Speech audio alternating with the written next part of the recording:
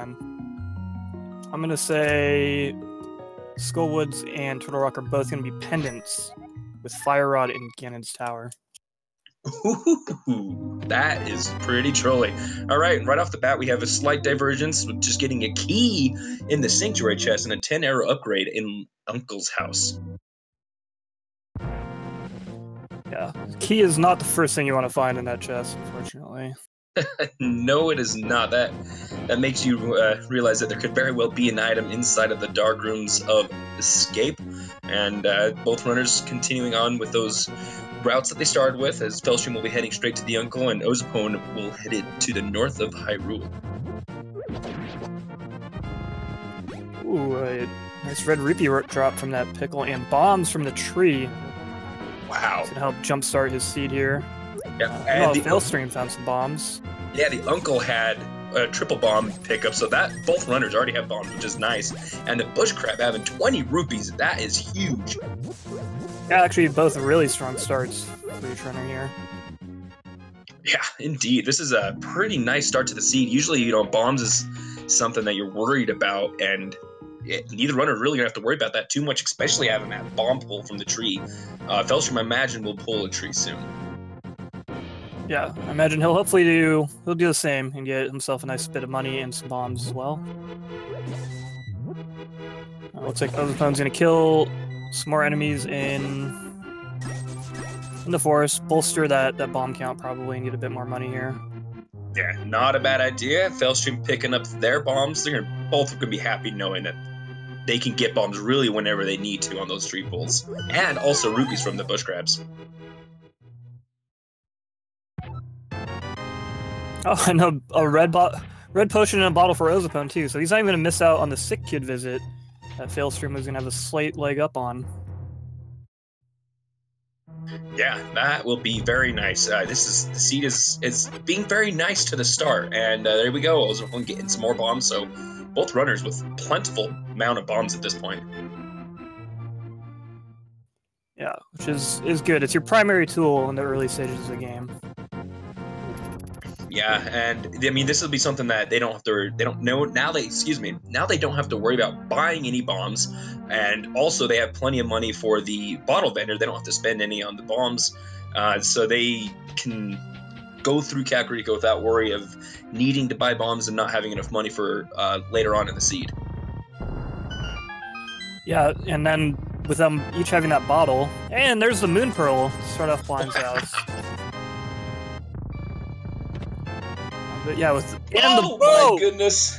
Oh man, this is a fast start. Wow. Oh man, that is and a medallion. Okay, so Blind's hut holding out. Stacked Kakariko. Holy moly! It's for real. Wow. Early Moon Pearl and bow. The bow can be one of those super trolly items, and the nice thing about bow early is you can go straight to Eastern and complete it, and it's always smart to go straight to Eastern.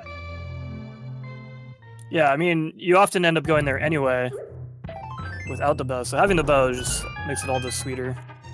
For sure. And then that Moon Pearl is that's super nice.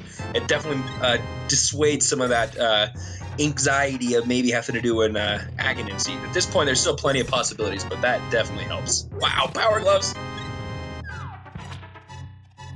Power Gloves, Cape. Just missing another glove upgrade or the hammer for the Dark World access. And there's still plenty of places to check, so this has been quite the fruitful seed, but the bottle vendor, big ripoff. 20 rupees for 100. Not such a good exchange there.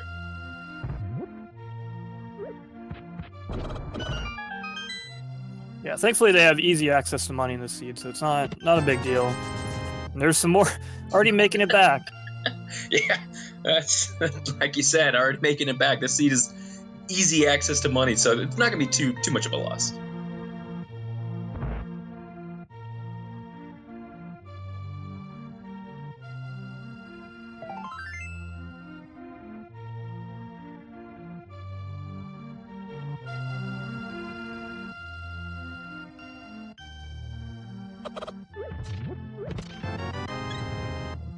Another heart in the back of the tavern there. So even with 6 hearts there, they got a pretty nice health pool as well. And like I said, finding that bottle early on means they've pretty much cleared all of Kakariko. Aside from the magic bat, they're not gonna have a lot to come back here for anytime soon. Yeah, I mean, like the only way that this would have been a better Kakariko is if they'd gotten the flute as well. And ozipone wanting to pick up some more bombs before heading out of Kakariko, not a bad idea. It's free bombs right there. They're gonna pick up a lot of extra bombs.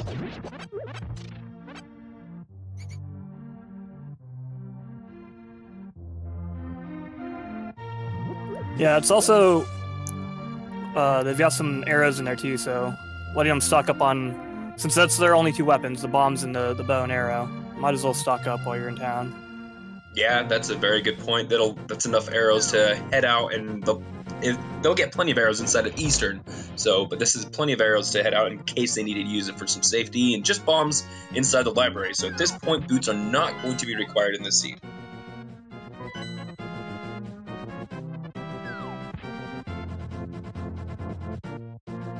We got a quick map check there. In case you didn't catch that, all 3 dungeons are crystal dungeons in the light world.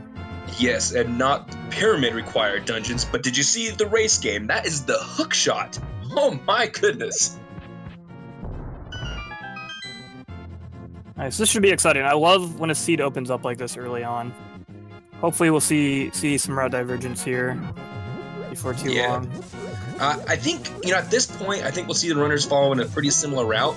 The logic does not allow them to go to Death Mountain yet without the lamp or flute, but both runners are comfortable with those dark rooms. I've seen them both do it to get the uncle and go through that way if they so choose. But at this point, the logic does not want them to go there, and they still have plenty of places to check. I would be surprised if either goes and breaks that sequence yet, but I could be wrong. See, we got failstream. He's gonna check the back of the escape. Meanwhile, ozipone, he's gonna go check out the front because he skipped out on Uncle earlier. And with that hook shot and the bow and arrow, he could actually do all of the front right now. Yeah, I would actually not be surprised if he did that. It would be a pretty good choice. Get that taken care of out of the way. One thing with open mode is you could forget where you haven't. Oh, and there's the mitts in the back. Titan's mitts. So yeah, that's gonna blow this whole seed wide open. Now they have Dark World access as well. Jeez Louise, that blows the seed open. You know what that means, right? Oh my goodness. It's gonna get real trolly right at the end. Yeah, we're gonna have one item. Oh! That 8 bomb drop off of the next tier on the tree pool. Oh my goodness. Yeah, just bomb trees for days. Yeah, we got Fail heading over to do Eastern. Considering it's a crystal, you might as well get it out of the way. The only reason you put it off at this point is hoping to maybe combine it with Pod later, but with 3 pendants in the Dark World, and who knows when you'll find the hammer, it could be dangerous to put something off, and you can just do it right now. I agree, and there is a possibility of 6 total items in this direction, as we found 3 right there, with our 3rd bottle with the bee inside of it being one of them. And I think I like the play by failstream. I also like ozipone's play as well. Like you said, they have the bow and the hook shot, so it makes doing the front of escape very easy.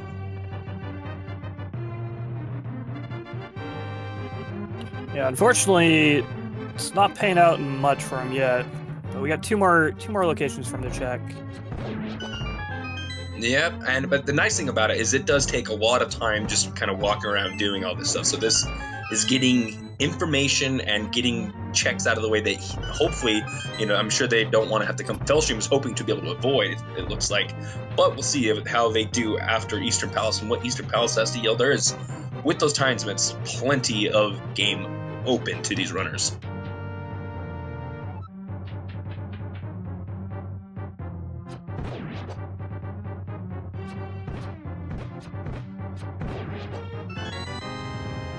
Alright, now we got ozipone taking out that ball and chain guard with 4 quick arrows. Opening up Zelda's chest for not a whole lot, so that checking that front of the escape didn't pay out much, but he's gonna go back. He's starting Sanctuary. He's gonna go finish the back end, and he's gonna get his mitts. I wouldn't be surprised to see him head over to Eastern, following hot on Failstream's heels.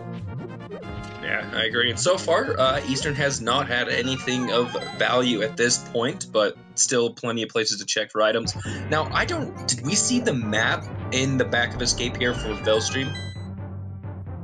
I was about to watch out for that because I can't remember.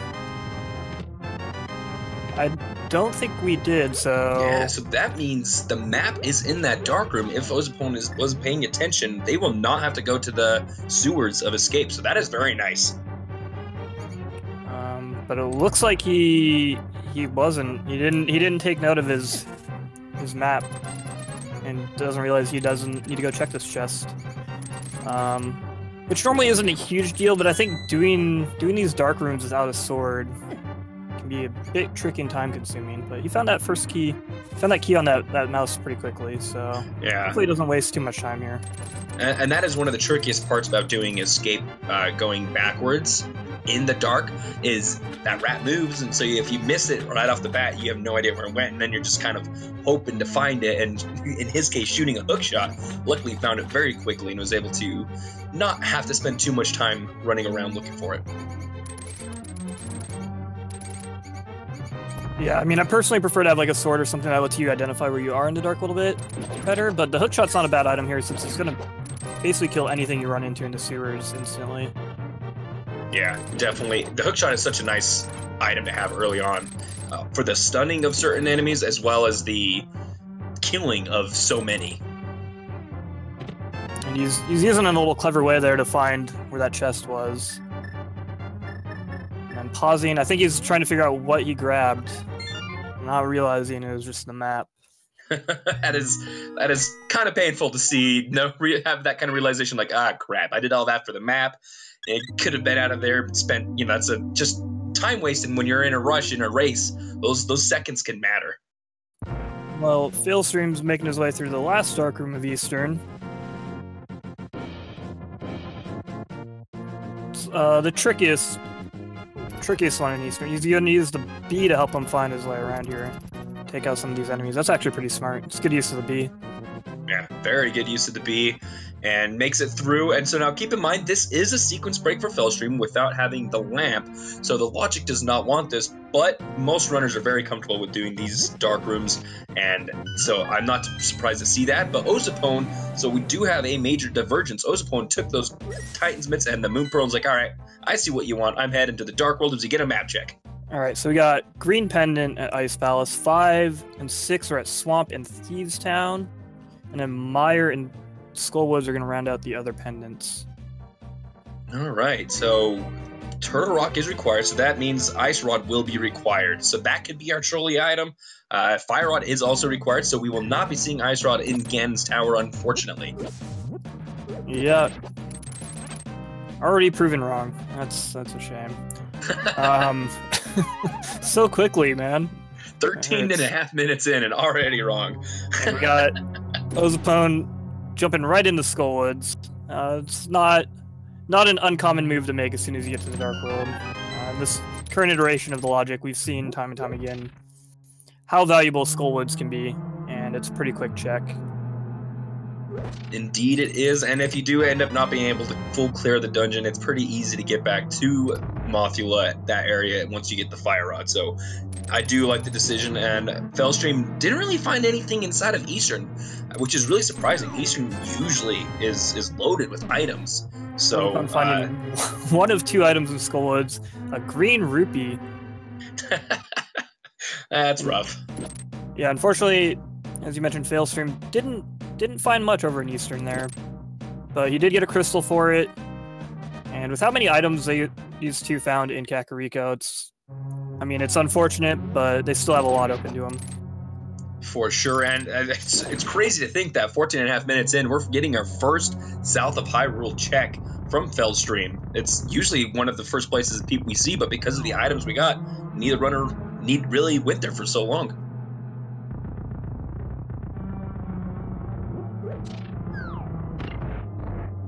Yeah, it can be one of those things that's like it's very easy to get distracted when you have all these options available to you from the outset.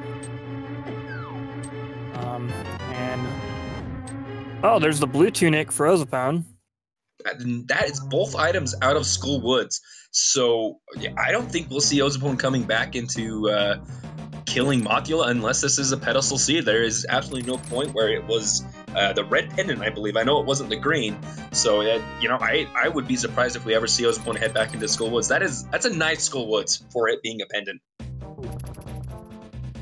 Yeah, especially still lacking like a sword. They're going to be depending on mostly that bow for their offensive. So it's nice to have that extra defense in the blue mail. Ooh. We got a magic powder on failstream side, and the first sword. We got a fighter sword on failstream side in the mini Moldarm cave. All right, so checking that south of Hyrule route, definitely paying out for failstream. Getting the first sword is so nice in open mode. Not that you finally have an unlimited weapon source, and now you can kill blind, you can kill Moldorm, and you know you're able to do so much more getting that sword, and you know of course faster progression towards your next sword. Yeah, it opens up options for you, and it's just really nice to like just keep enemies at bay. So yeah, the fighter sword, I mean, doesn't do much damage, but just like the utility it has from being able to just knock enemies away, it's gonna be definitely a nice boon for failstream. Yes, indeed. And ozipone going through their Dark World cleanup. Hasn't really found much besides that blue mail yet. And failstream continuing with sequence breaking the lamp. Gonna go get the old man and head up to Death Mountain with the hook shot. They'll be able to check a lot of Death Mountain in this go around.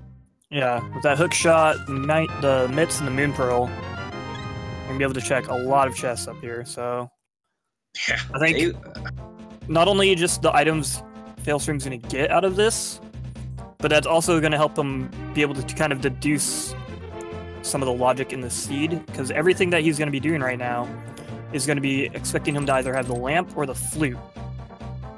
Yeah, I mean, at this point, this is a pretty big sequence break for failstream in terms of the logic of the seed so far. We've not found a way up here by the logic, so depending on what they find up here, this could be a pretty massive sequence break.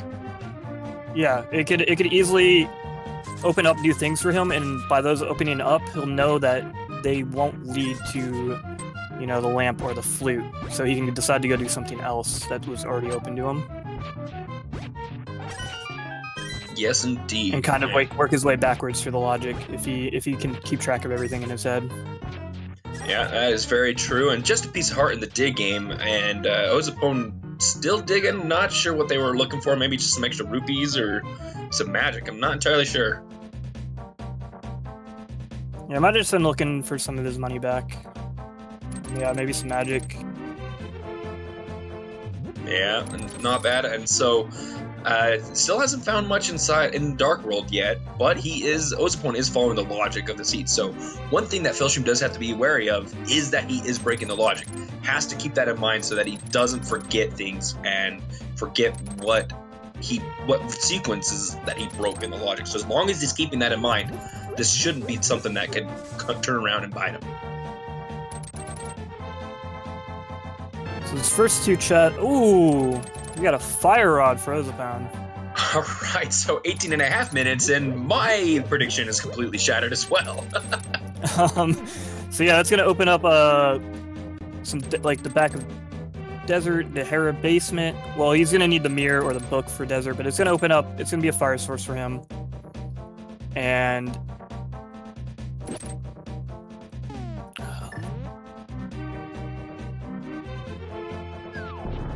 yeah, it's a nice pickup for him, and I like how we're seeing the Froggy World Tour.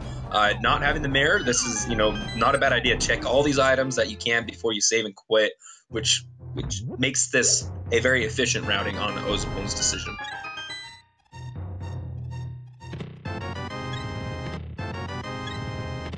And we got a tunnel of love here. 3 hearts in a row for ozipone in the hype cave. Wow, 3 full hearts inside a hype cave. That was the loveliest tunnel, loveliest disappointment cave there ever has been. Meanwhile, on Failstream's side, it's entering Spiral Cave here. I didn't see much in the Paradox Cave, but he's still got this, and then he can pop over into the Dark World and check 6 more chests before he's done up here.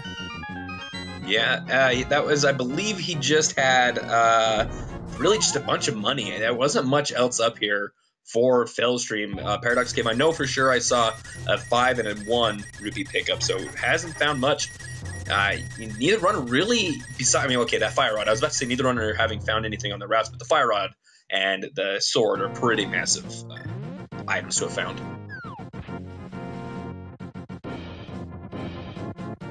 Yeah, Ozipone's just kind of looking for something to go with that fire rod at the moment. He already did all his Skullwood, so we know it's not going to help him out there. They're missing items to either enter the back of Desert, to get to Hera, or Ice Palace. All of the things that like Fire Rod can help them do. Yeah, definitely a very nice item to have, but with their current items, not really going to help with progression. So nice to have, but not helpful at this point.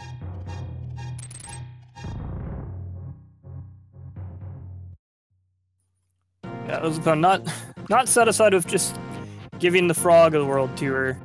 Wanted to switch the blacksmith back to his human form and show him the rest of the world. Thankfully, he's gonna come over here into the mini Moldarm Cave and find his fighter's sword and his magic powder.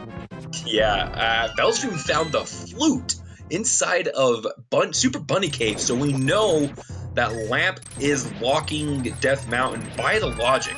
The flute is a super nice find for Failstream, though. Yeah, that flute's gonna open up some fast travel options, let him get around the map a little bit quicker. Which is always really nice, especially when you don't have the boots. And as mentioned, it's gonna help him kind of narrow his search down for that lantern. Yeah, and at this point in the tournament, all the runners are really comfortable with dark rooms. I don't know if they necessarily would want to do them, but they're comfortable enough that the lamp isn't something that they're like, I need to have this item. And so I wouldn't be surprised if we really don't see Failstream feeling too worried about it. I've seen them do dark rooms before. We've already seen them do a few of them, and has done so quite successfully. Yeah, and then particularly with Meyer being a pendant and nothing important in Lumberjack Cave, they hopefully won't have to do either of those, which are kind of typically considered the hardest dark rooms. So yeah, that sequence break might pay off in a big way here. Oh, Silver's in Ice Rod Cave, which Failstream did not go to. That is a very out-of-the-way location, though he does now have the flute, so it'll be easier to get there. But those Silvers, that is a very, very nice, convenient item to find. Especially with that early bow. So they had the bow right away in the well, and then over in the Ice Cave, the silver arrows. Both of those open from the very outset of the seed. Yeah, yes indeed. Wow. He's going swimming with the blacksmith. He is swimming with the blacksmith. He's taking that blacksmith everywhere. I don't think I've seen the blacksmith go around this far. He's got to be getting tired of those little legs. Okay, he's going to do another little sequence break here. The fake flippers, tricking the game into thinking he has flippers. He's going to come over here, check the hobo under the bridge, and then pairing that with the Moon Pearl, if he takes the portal over to Zora, he'll be able to walk into the waterfall, walk back out, and then back in, and he'll be able to check a couple extra locations. Yes. Which I'm sure he's going to do, because he did a Houlihan earlier to get enough money for Zora. And then the hobo's got another 300 for him. Wow, hobo holding out. Not much of a hobo, really. He's holding out 300 rupees. Just took his life savings, dude. I don't know. I don't know if Ozipone needs it, man. He should give it back.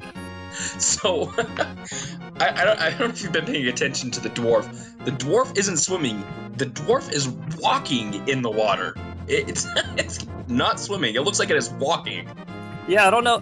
I'm sure they didn't program a swimming animation for him. I don't actually know if I've ever seen him in the water before. This is the first time I've seen him, and it is hilarious. It's cracking me up. I love it's swimming in the water, and it is fantastic. I'm sure you're just like, what are you doing? Can you just take me home? This isn't the way to Kakariko. This is not. I've never been over here. I am so lost. Another 300 for him. And the fighter shield, so that's you know, a nice plastic shield to block some attacks. But I'm cracking up with that dwarf. I love it. Meanwhile, we got failstream is over in the village of Outcast. He's gonna be checking the stuff out that ozipone already kind of cleared out earlier. We might see a dip into Thieves Town with him though, since he has a sword. When ozipone was here earlier, he didn't have one. Yeah, I would not be surprised if failstream dips in there. It looks like they're gonna check the digging game first. Maybe, you know, I don't know if they'll do the dwarf at this point, just simply because they would have to save and quit. But it'll be interesting to see. And ozipone finally saving and quitting with the dwarf after finding just a piece of heart on Sora. Will they finally take him home?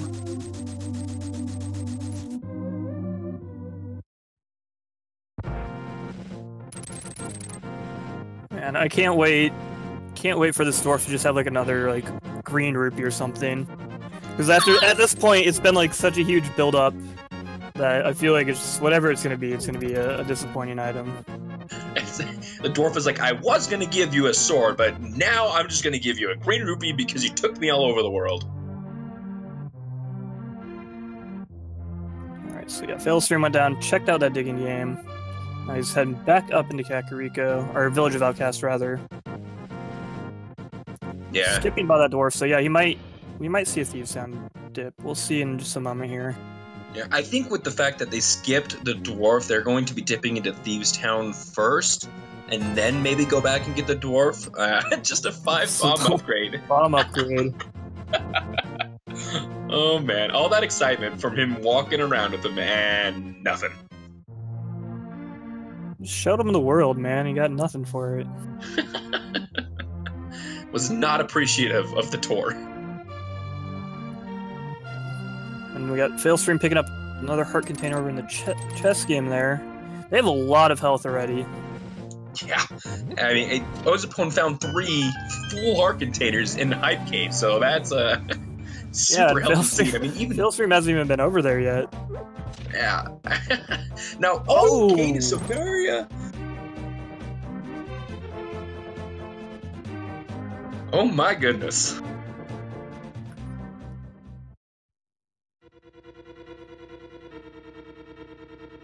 So, I'm noticing that failstream doesn't have the blue mail. I saw them go into Schoolwoods. They must not have continued all the way through. I thought they did, but they clearly don't have blue mail. I'm surprised that they bowed out so quickly out of Schoolwoods.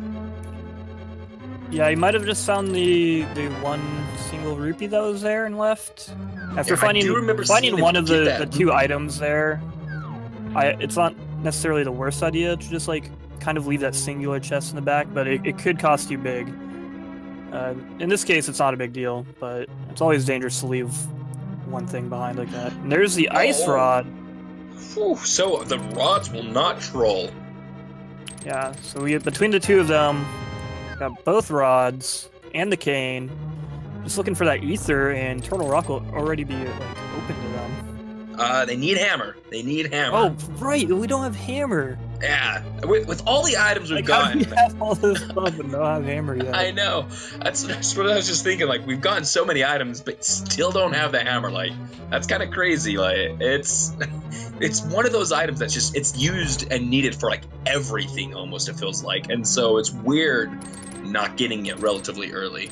Yeah, it's one of the worst items to be hurting for. Yeah. Certain things like the mitts kind of shut off like entire regions of the map. Like you can't check out like Dark World, Death Mountain, or like Mire area. Whereas like the hammer is a little more subtle in the fact that like, oh, you can't finish Pod, or you can't do half of Ice Palace. So like there's still a lot of things open to you. You just can't finish them, and it can be very frustrating when you're like looking for it. Yeah, there's so many things they're missing, and at this point, it's blocking off Tower of Hera for them too, without the mirrors. So the hammer is blocking off so many required dungeons, Turtle Rock, and Tower of Hera at this point. And it's also blocking the big chest here, which very well might have an item. Yes. We've already found the map. The compass is still in play, so Maybe be hoping that the compass is the big chest item. Yes, indeed. And I love having the hookshot going through this room with these green cricket things because it one-shots them. And those things are one of the most... they're not the most annoying, but they are so annoying with how much damage they deal, especially in green mail, which failstream has. Yeah, they'll chunk it for 2 hearts to damage in your green mail, and they move pretty quick and kind of erratically. It can be definitely very frustrating, and the hookshot helps out a lot with dealing with them. Indeed, it's one shot with it. It's a lovely feeling being able to kill those things with one shot. Yeah, and then if for some reason you do happen to miss, the hookshot gives you those iframes too, so it's really like the best counter to them. Yeah. Oh! Hey, it's the lamp! Alright, so there's our lamp. So at this point, failstream is now technically back in logic with all the sequence break. Close that sequence break loop there. Yeah. While again, not necessary, but he's got to feel really happy getting that, knowing that he broke sequence with what he did. Getting the lamp pretty relatively early has got to make him feel pretty comfortable. Yeah, the only thing we have to worry about now is with that cape, a sword in hand, and the lamp. That does open up Aghanim, which could still be required to get to the east side of the Dark World. Considering the hammer or flippers don't show up soon. Yeah, so failstream took the maiden really far up to the top and wasn't able to hit Blind's head for a while there because it was out of the map. Yeah, I don't know why he was doing that. I've never seen anyone do that before. I don't really know why he would. Moment of truth. Uh-oh!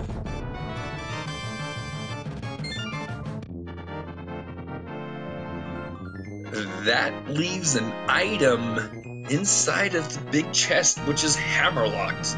That could be very important. Yeah, it's definitely not what you want to see. I don't know, at this point they already have a lot of items. And we know the hammer can't be in there, so, I mean, the odds of it actually being something important are pretty low. But it's always going to be something that's weighing on the back of your mind. Uh-huh, which is never fun. I mean, it could be the ether, which would be super trolly at this point.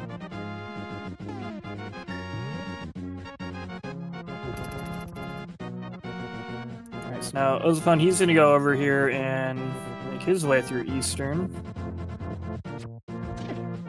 Yeah, not a bad idea. Not having broken any of the sequence earlier, we'll be catching up some ground from failstream. Meanwhile, failstream went and checked on that bumper cave location, and it was just 10 arrows, and it looks like they're going to be heading down to do the dwarf. We'll see how much of a froggy world tour failstream gives.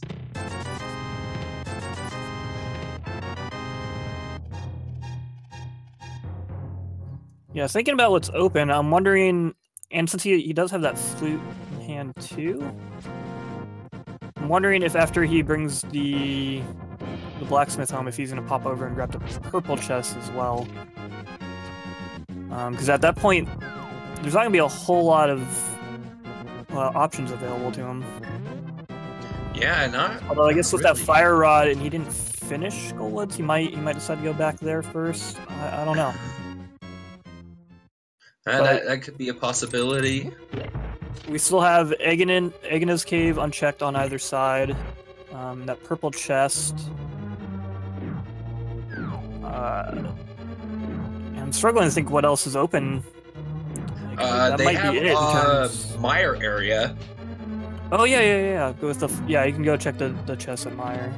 And that is in logic now, so that is something that would be not breaking the sequence anymore. So Ozipone eventually, I'm sure, will head up to Death Mountain after finishing off Eastern Palace and pick up their flute, which is really the only thing up there.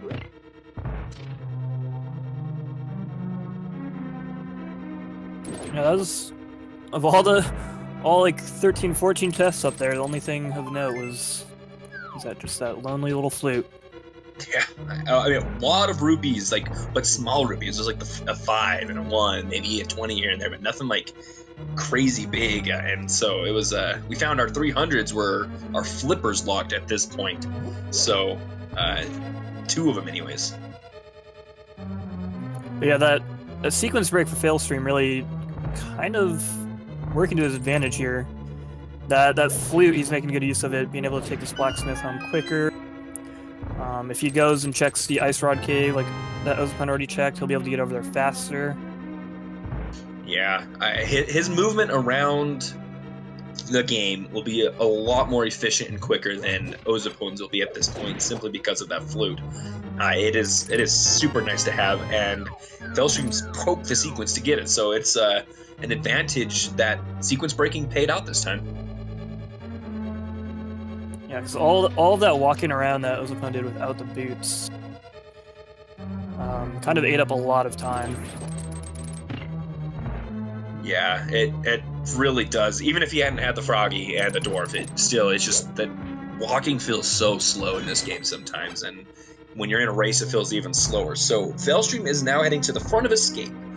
They did not do this earlier, so they will be able to get their whole lot of nothing out of it.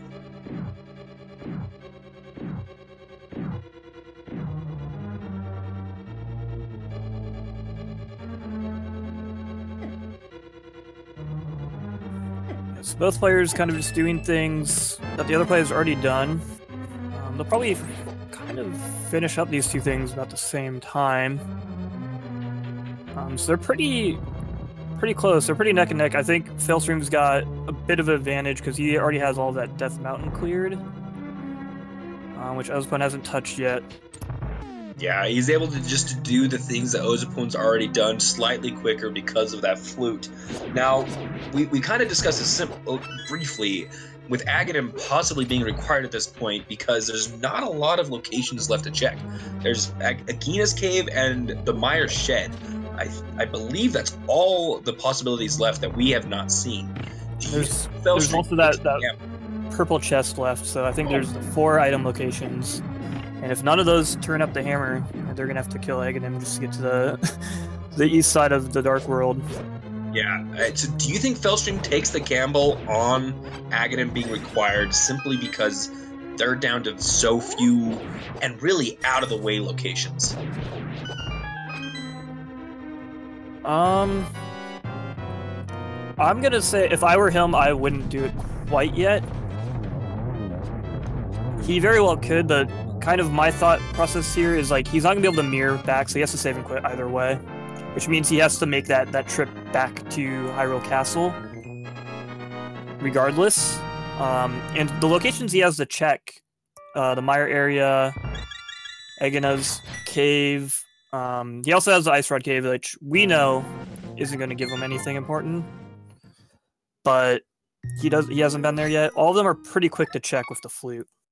That is a good point. They're not as far out of the way as I was initially thinking, and I was going to see if he had set up a death warp, which he did not, and I think that confirms your reasoning that he was not going to take that gamble into Aghanim's Tower, as we do see that he's not doing that yet.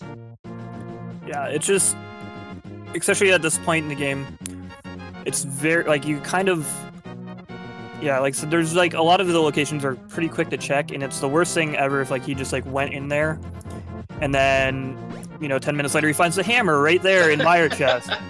So the gamble would have been terrible, and there is the hammer, so the seed was flute required, but not for Meyer, which is Quake.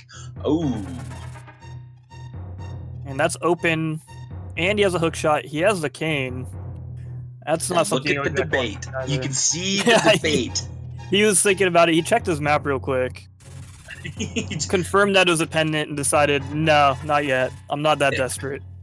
There, you have access to clearing the entire dungeon at this point, so I can understand the debate there. You, like, okay, I've got everything really early to check that. Do I do it? I would have been really tempted as well. The only reason I wouldn't do it is because he also has Olive Pod open to him. Yeah, and that is exactly where they're heading, it looks like. So, again, I agree with the decision. It would have been tempting because you're right there in the area, but I wouldn't want to go there. It is a pendant, and if you can avoid it, that is lovely. And we have to keep in mind that the silver arrows are over in that ice cave that he hasn't been to yet. If he had those, it would definitely be a much closer call. Yes, because Vitreous melts under the silvers. He was sitting on the 8 for a second. I thought for a moment that failstream was going to head there, but decided to go to pod. Again, it's a lot of items, and it's a crystal dungeon. Yeah, this makes sense. Obviously, that run over to the ice rod cave would be worth it. Because the silver arrow is just going to help him kill everything so much quicker than he's going to be able to with a hammer and the fighter's sword. But in his mind, like he doesn't have that. Yeah, it's a slow check, and for almost anything else, like the silvers or like maybe the boots would be worthwhile. Yeah, at this point. Maybe a master sword, a sword upgrade would be pretty good. Oh yeah, that's true. So there's a couple items you can get out of it, but it just makes a lot more sense to go to pod. Yeah, and running around with that one heart for quite a long time, was able to make it all the way to that location after getting the key and set up a nice death warp for failstream to replenish the hearts and get right back to the beginning. Yeah, that's the one annoying thing about this situation. He lacks the mirror, which makes routing through pod a lot easier. Because typically, like in a normal clear of this, you're gonna want to like return to the entrance at least 2 or 3 times. Oh, well, there's. Speaking of the sword upgrade.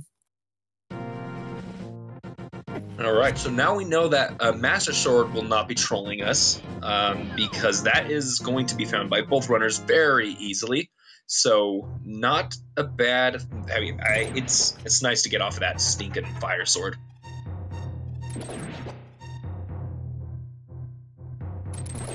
Yeah, it's gonna make dealing with things a lot easier. Not just the extra damage, but the extra reach. It can be it can be really actually frustrating when you're used to having like the full length sword, and then you're fighting with the fighter's sword.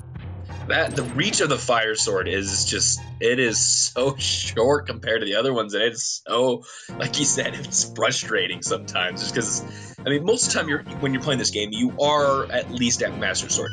Even in the randomizer, you don't sit on fighter sword for too long, and so you don't practice a lot with the fighter sword. So it's so frustrating when we're stuck on it for such a long time.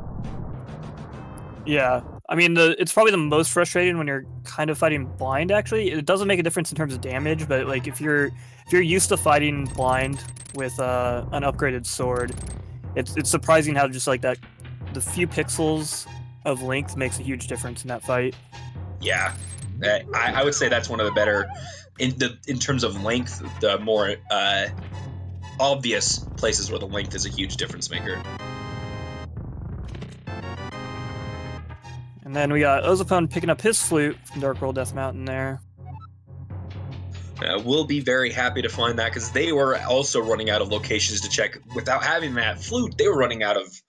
At that point, I think they only had purple chest to check, besides... I think that's actually the last location to check, if they had not found that flute. Has he been to Nagina's cave yet? I don't believe either player's checked that yet. So they had 2 locations, which, without the flute, were really out of the way for him. Yeah, kind of annoying locations to check without the flute. Oh, he has not been to Hookshot Cave, which, again, we know is nothing there, but, again, getting that flute, which doesn't open up a lot, but he's like, okay, good, I don't have to go to these super out-of-the-way locations without having some quick access.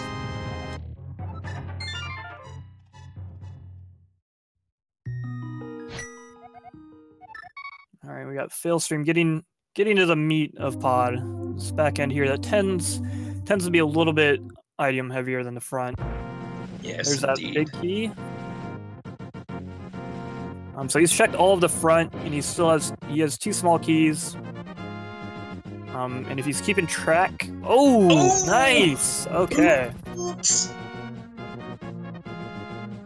All right, yeah, this is what I was just gonna mention. Now that he found that last small key, he has all the small keys, so he's gonna want to go down and check this small chest here. But if you've checked everything that he had at that point and you only have 2 small keys, you know that that's just going to be a small key for a small key. Oh, yes, that is the little things like that that I fail to remember to think about, and why I check those and get those keys all the time. Alright, so far Pod having a sword upgrade and the boots, so a really nice Pod so far. Yeah, the boots are going to open up a couple more locations. The King's Tomb and kind of the Bonk Rock Cave next to Sanctuary. And then just the speed at which you can get around places is one of the best parts about it. And Failstream setting up for another Death Warp right there. Good job on his part. Yeah, that's actually the nice thing about those enemies. And there's Bombos. Which is not required at all for this seed. But, nope. I was about to say maybe it is required for Ice Palace, but we already have Fire Rod. So yeah, not required at all. Yeah, the nice thing about those Dodongos in that room is, I mean, Failstream already has green mail, but even if you have an upgraded Mail of Fire that they shoot out, always has 1 heart, so setting up Death Warp on them is pretty easy. Yeah, for sure. There's a Gina Cave check on Ozipone's side for an arrow upgrade. Yeah, that definitely did not pay out at all, but it's one of those locations that can hurt you if you don't check it, but when you check it, it doesn't have anything. Yep, and then he's going to flute right back over here and head into that Mire shed and pick up his hammer. Yes, we'll be very happy. We'll see if he has the same conflict with whether to check Mire or not that Failstream did. There he goes. He sees the Quake. They have silvers, so that could be something that makes a difference in their decision because it makes that dungeon that much easier. Alright, they pick up their hammer, and they're going to head back out, which they've already... Oh, never mind. They realize that they've checked everything, and they can't and make the decision. I think this is the right decision. You have Pod open to you now, and Eastern, which also, with the hammer, actually opens up Tower of Hera. But that's a long ways to go to get that. I think they'll wait till they get Mirror for that. Yeah, we'll see what Failstream decides to do. I mean, I guess a big part of it is... I imagine he'll check those 2 places by Sanctuary and then have to make a decision from there. Yeah. That would definitely be the best decision to go check those. Possibly check Purple Chest at Gina's Cave and Ice Rod Cave before making any big gambles. Just because they are, again, with the flute, relatively quick to check. Not too much out of the way, but since he's at this point needing specific items, he needs the mirror. I think that might be the mirror and ether. You know, now I'm just thinking about it. What are we missing for go mode? Mirror, ether, and flippers? Yep. Mirror, ether, and flippers. And possibly book if we don't get mirror before having to go into desert, if, say, mirror is inside of desert.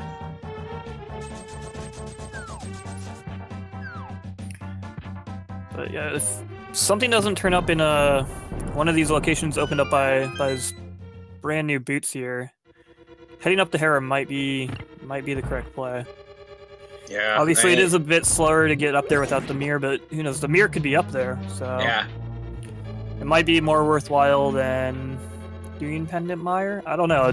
It's hard to tell. It is. And, you know, I would be surprised to see him check the new locations that the boots offered, and then also go through and check some of the other locations and overworld locations they haven't checked yet before making that long trek to Tower of Hera, because it really is a really long trek, having to go all the way east through the mountain and then all the way back west and then using a hammer to get across. That is a long ways to go for a possibility of only a couple of items. So I would think that they're going to check other places first. Yep, and it looks like he's putting these new boots to work. He's gonna go check the pyramid and probably Catfish. Yeah, I do like this idea. And I don't think has Failstream, I don't think Failstream's checked Zora at all yet. No, he hasn't. He doesn't have mirror or anything, so he won't be able to conveniently group them together. Yeah. Which is rather unfortunate for the routing that they have right now, just because that would have been optimal. Now they could find the mirror up here, which would just make this an amazing routing decision. And unfortunately, it's just a bundle of bombs there. Yeah, still not a bad idea. These are two locations that can be really out of the way to check. Yeah, this is pretty much the most convenient time to check them. Exactly. I was just about to say, there's no real good time to check Catfish and the Pyramid Ledge, but this is about as good a time as any. Yeah, I know, I personally, I hate doing the Catfish check. It just takes so long for one thing, but, like, it's one of those things you just gotta do. It's bitten me in the butt so many times. Yep. It's like Agina's Cave. You know, whenever you check it, there's absolutely nothing there, but if you wait until an hour and a half in, it's always got that one item you need. Yep. It's always like, oh, here's boots I could have had since the beginning of the game, and now we're at the 90-minute mark. And 20 rupees. Just confirming the law there. It's just a red rupee. If you check it when it's convenient, it's never good. He's heading to the mountain cave, so it looks like he's gonna head up to Hera. And to answer Dragonberg in chat, it's really hard to say who's in the lead at this point. They're pretty equal on items. Ozipone's a little bit behind Failstream because Failstream broke the sequence and got up to Death Mountain earlier, which got them the flute earlier, which allowed them to do things at a little bit quicker clip. But Ozipone has checked Zora and all of that stuff, which Failstream has not. So there's a few locations that neither runner has checked, and so it's really hard to say who's in the lead at this point, but I would give a slight nod to Failstream simply for the fact that they've had the flute longer to make things quicker. Yeah, I agree. I think Fail is, like, marginally ahead. Ozipone has the silver arrows, though, from the Ice Rod Cave, which Failstream is yet to go check, and he very well might never get around to, depending on how items work out. That could be something we'll have to obviously keep an eye on. It could be very important going down the road in this seed. And Failstream is going the way that you were thinking and heading straight to Tower Hera, not checking all those minor locations. It's not a bad idea because it is a crystal. I personally would have liked to check Overworld first, just because it is out of the way. It is a crystal, it's quick, it's 2 items. He'll be able to check Spike Cave afterwards, too, which is some added incentive. There's the first item, so we're not off to a strong start. He's going to pick up that little fighter shield. That can block arrows. It does things sometimes. Sometimes. that one guy who likes to shoot at you outside of Swamp Palace. It blocks arrows. It blocks arrows. But yeah, so I don't know. I think the Hera play makes sense, in my opinion. But I don't, especially with like the way this logic is, it's a little more dungeon oriented. So I'm very inclined to want to check the overworld too, but sometimes I just have to talk myself out of it. Yeah, I mean, I don't know though, because they found most of the important items outside of the dungeons. Like all the hammer was out, the bow was out, Kane was out. Oh no, Kane was in Thieves Town. Never mind.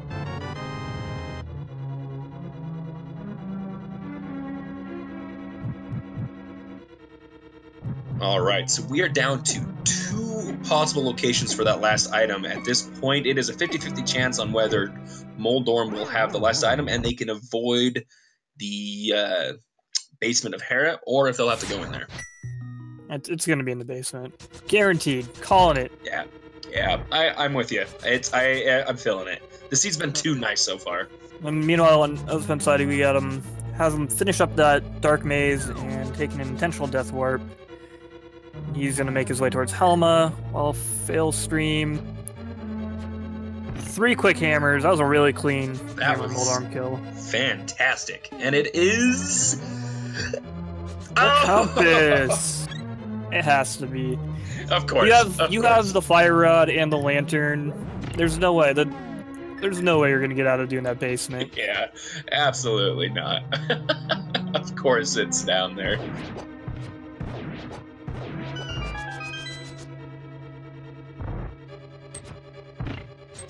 Alright, so as Failstream heads down there, Ozipone is showing just a few places where that silver arrows is making it a little bit quicker.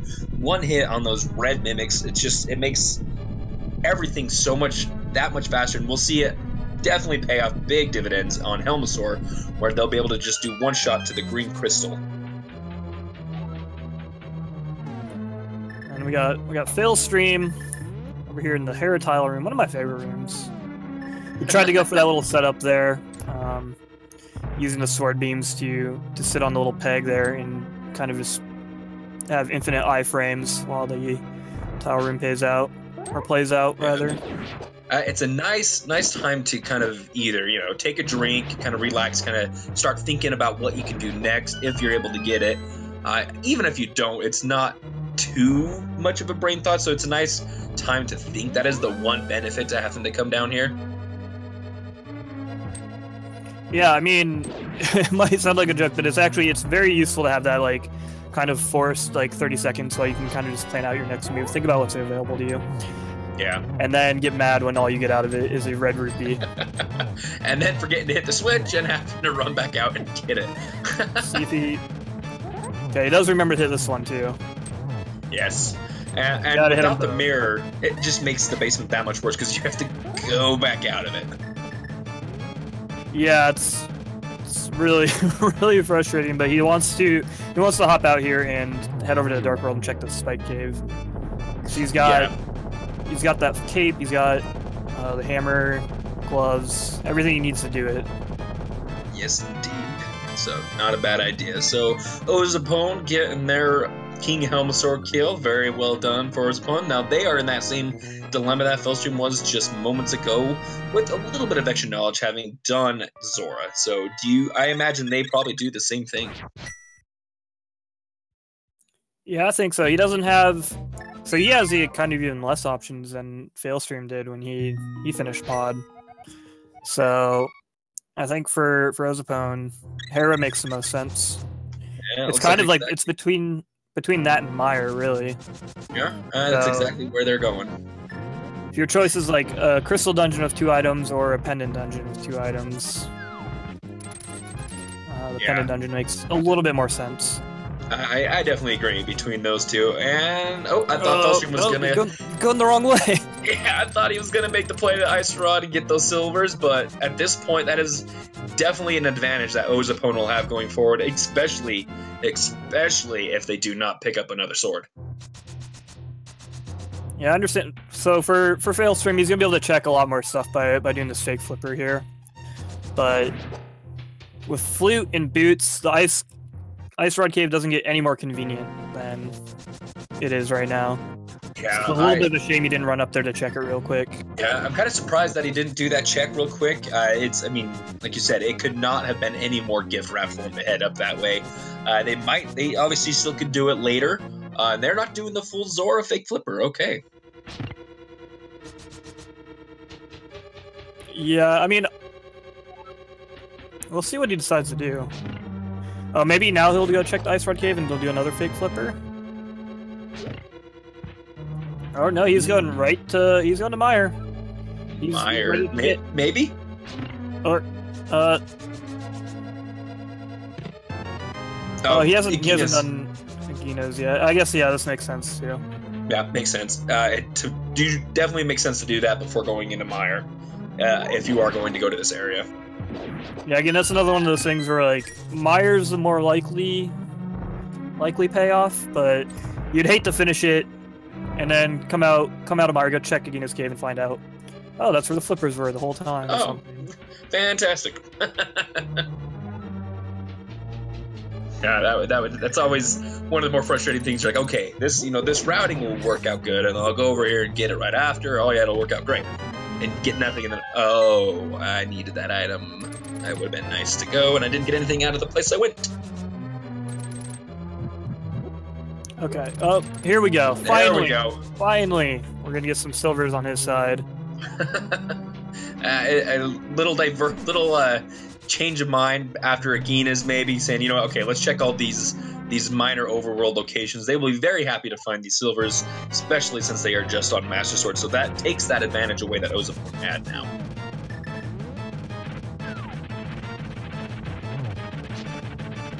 And then, I guess now he might go down and do the fake flipper to Zora. So yeah, kind of as you mentioned earlier, just took or the save and quit. Looked like he was thinking about it, and then he changed his mind. And ozipone having a very nice Moldorm fight with the hammer, so neither runner getting trolled by the Trolldorm. Alright, so now we're finally going to get the King's Tomb check. Failstream and ozipone, neither one of them did that right after checking Pod, which I'm kind of surprised they didn't do that before heading up to Tower of Hera. Yeah, that kind of would have been a good idea, just because like the boots are brand new. Yeah. Open up. Kind of want to typically lean towards like the most recent thing that's opened up for you. Yeah, it's usually, it doesn't always pay off, but it's usually a good idea just because it's one of those things like, okay, I got this. What does it open up? Okay, these locations, let me check it. And then you don't want to forget and not check those later.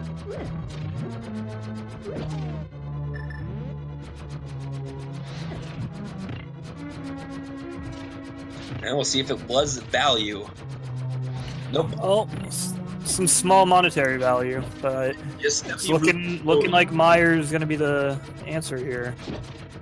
To answer chat, the library was just a piece of heart. No, it was triple bombs. It was triple bombs. Okay, looks like Bale is going to go grab that purple chest, actually. So yeah, it looks like he's exhausting his options before he commits to doing Pendant Mire. Yeah, I really don't blame him. Yeah, it's a pretty natural reaction. Like, nobody wants to do Pendant Mire. Yeah. If they don't have to. Yeah, and meanwhile, ozipone did set up the Death Warp down in the Tower of Hera basement, so, the way that they were able to do it, definitely a quicker way to get out of Hera. Yeah, that's a really good call. Especially, like, you can take a decent amount of damage from that tile room, and you have to wait it out either way. Yep. And then the Moldorms can chunk you for a good amount of damage. There's, a lot of ways to set it up on your way down there.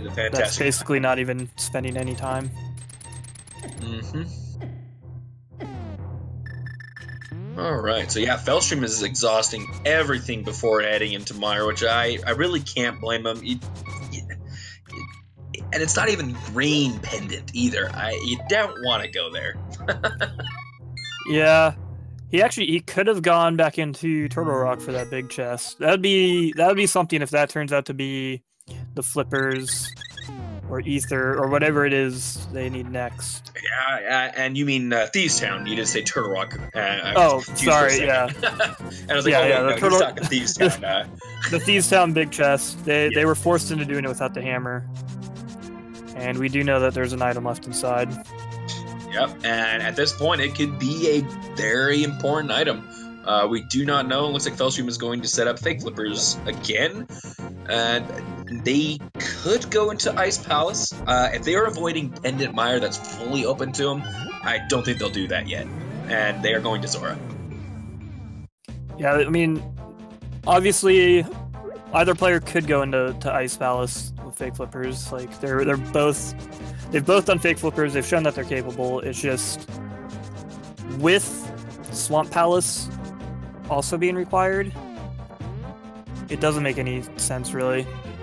Nope. Since they need those slippers.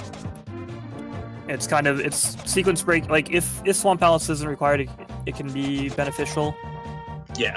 Because then like perhaps you'll do the whole seed without ever even needing to grab flippers. Since they need to find flippers either way. Yep. It wouldn't make any sense to do Ice Palace because, like you said, Swamp is required, and so we know that they will not find flippers inside of Ice Palace.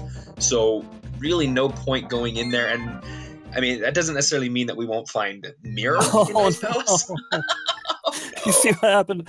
So yeah, Failstream kind of setting up the walk on water glitch there, where you fake flippers and then you go into that waterfall and back out, and allows you to walk on water. This game rechecks your state, and when you have boots, you pair that with boots, it lets you dash through Zora's River, but unfortunately if you bonk, it kind of messes up Link's state, and he is stuck in the water there. And he bonked in the worst place possible too. He was not able to. They didn't know what land he came from. And then Gino Kid in chat pointing out you can actually bomb. Yeah, you can bomb your way out of that. You can use the knockback and the damage from the bomb to knock yourself onto the shallow water and walk out. Okay. And I don't remember who I saw. I saw someone in a tournament match do that, and I was like, I was like mind blown. Like actually like the like Evo mind blown like emote, Twitch emote, that was me in real life. I was like, what? Yeah, I did not know you could do that either. So, you know, and failstream not wanting to leave it, having to take some extra time to get up that way, which is unfortunate because it was nothing. And ozipone making the gamble into Meyer. They, I believe, actually have checked all the locations that failstream has now. So it's really, I guess, not that much of a gamble anymore. Yeah, I think the only locations kind of left were that Thieves Town, Big Chest, Magic Bat. I don't think either player checked. Oh no, they have not. But locations are getting pretty limited, again, with kind of a tendency for items to be in dungeons. And for some reason, it's just like, I don't know, whenever Pendant Mire comes up early on, and is open and available, which, I mean, we're an hour in, so it's not early on anymore, but it was open, like, for either player 20 minutes ago. Yeah. Maybe even a little bit more, so it's like, I don't know, just in my personal experience, whenever that happens, tends to be like kind of like where you want to go. Yeah, I agree. I've seen races won and lost by being like, okay, Mire's open, I'm here, I'm going in, and the other person saying, you know what, I don't want to go independent Mire.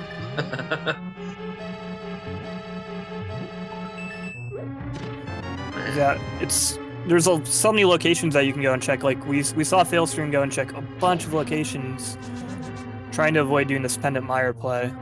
And they still are trying to avoid it by going in and getting the last item in Skull Woods. They are really not wanting to go to Pendant Mire. My goodness. And I mean, again, it can just be really, I don't know, it's really difficult, like either way.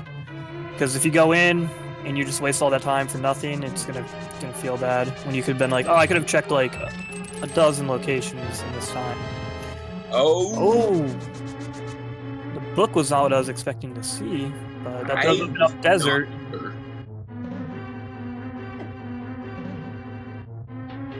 Yes, they need Flippers, Mirror, and Ether to finish. Book wasn't necessarily strictly required, but it looks like it's probably going to be required to get into desert at this point. Yeah, I mean, at this point, it very well could have been required. This might be the next piece to the progression that we need, because the book does open up desert, as you mentioned, which could very well have any of our remaining 3 required items, or it could have nothing. We could have a vanilla Ether. Yeah. Because Ether and Bombos actually isn't available yet, because they're lacking that mirror. So yeah, the book opens up desert and the Ether tablet. Yeah, it does open up Bombos. Nope, no, sorry, you're right. Yeah, that's what you had just said. It does not open up Bombos. And failstream making that decision to go into that big chest in Thieves Town, definitely. I really want this to be something like, just for like our sake and for like just our sake as spectators. If this ends up being something like, if you need to go in here to get this big chest and then also Mire to get that book, you could have a really interesting race. And if there is a required item in here, by logic, you would have been forced to double dip it. Considering ozipone found that book, I'm not feeling too hopeful, but it would be really cool. Yeah, I agree. But this will be interesting. We'll see here. ozipone has still only found the book and Mire. There are 2 items here, so very shortly we'll find out if Vitreous holds the second item, or if does not, or if this chest after the moving wall has it. So ozipone is hoping.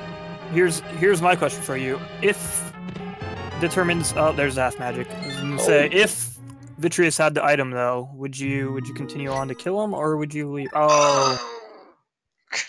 That feels bad. That feels bad, yeah, for sure. So ozipone's decision to go into Mire, it looks like it is definitely required, and getting that half magic is very nice to have. So they will go straight to desert, like the play. And to answer your question, I would have gone to Vitreous. I am not a fan of leaving dungeons with leaving an item in a dungeon that I can't get. Yeah. I mean, yeah, I agree. I think that's probably the correct play. It's always at least for me, like when I was in the tournament, it kind of, I don't know, when you're in the one-on-one situation, you can tend to make kind of different decisions than you normally would, though. Yeah, definitely. And you know, the deeper these runners get into the tournaments, they know their opponent is a really good racer, as they have made it this far as well. So you start making more gambles or avoiding gambles, just hoping that you don't have to do these big decisions like going into a pendant mire, which at this point looks like it is very much required. Yeah, it's just going to be a matter of what we get out of the desert here. I mean, it could be Ether Tablet, Yeah. but one of those two is going to very likely give us either the mirror and flippers, or flippers and what else? We need ether. Ether. So any of those 3 items will open up something. Yeah, and we, you know, if we get flippers or ether but not mirror, that opens up Ice Palace, but does not open up Swamp, which would definitely not be what the runners want to see. And also, one thing that I have failed to mention, that the book does also open up the possibility of checking Pedestal. And at this point, I do believe both Ether and Mirror can be on that pedestal. So 2 of our remaining 3 items could be on the pedestal. Yep.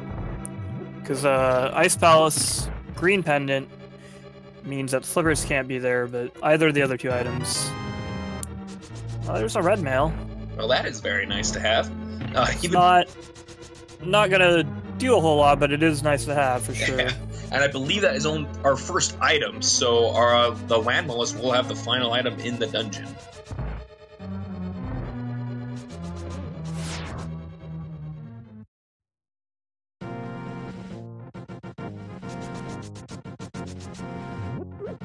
All right, so let's say ozipone finds nothing of. Actually, you know what? Let's say ozipone finds the Ether Tablet, which opens up Turtle Rock. Do they go straight to Turtle Rock, or do they check Ether Tablet before heading towards Turtle Rock? I'd say you have to check Ether Tablet at a point. Well, I don't know. You want to no, you check it before. You check it before because you need the mirror. Because on your way up to Turtle Rock, you can just kind of use those boots, run over to the Ether Tablet and check it real quick. I would definitely check it before heading over to Turtle Rock as well. It's because again, it's like what we've said.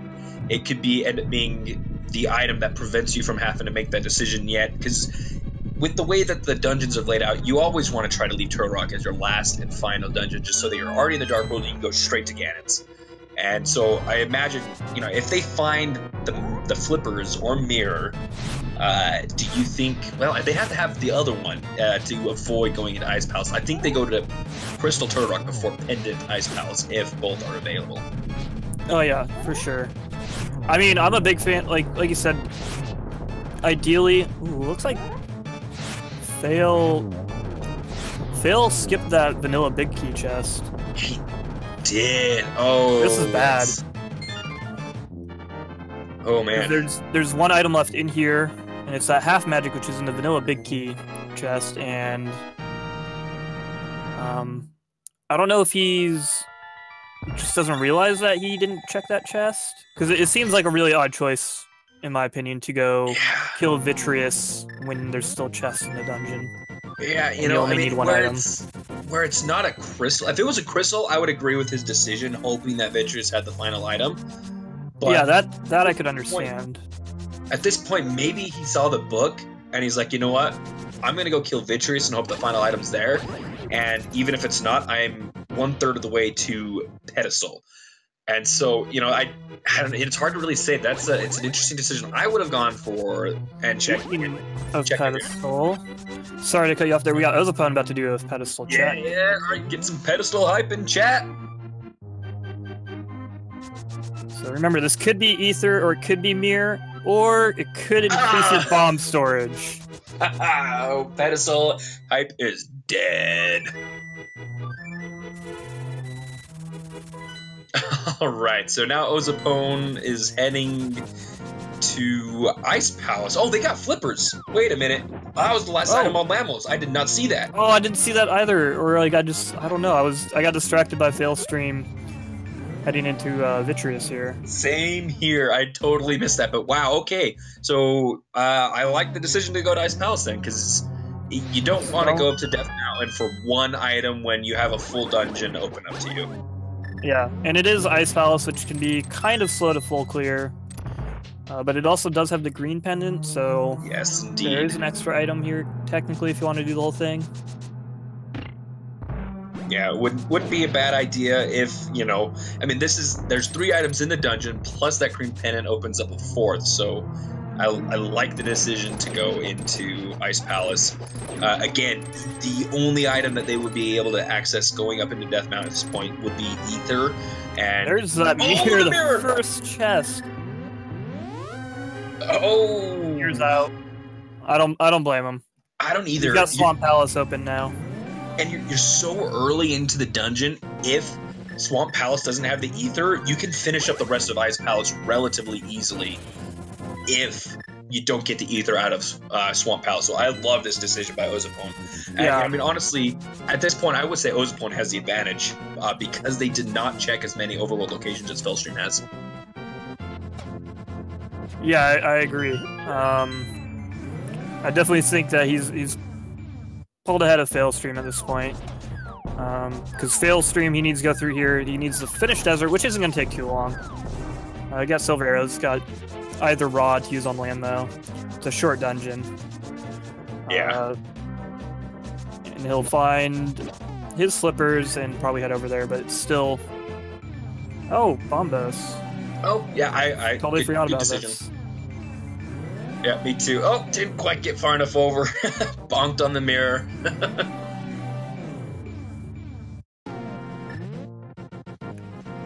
Yeah, I'd say failstream's probably about, I don't know, about half a dungeon behind at this point, which isn't a whole lot, considering how far into this we are.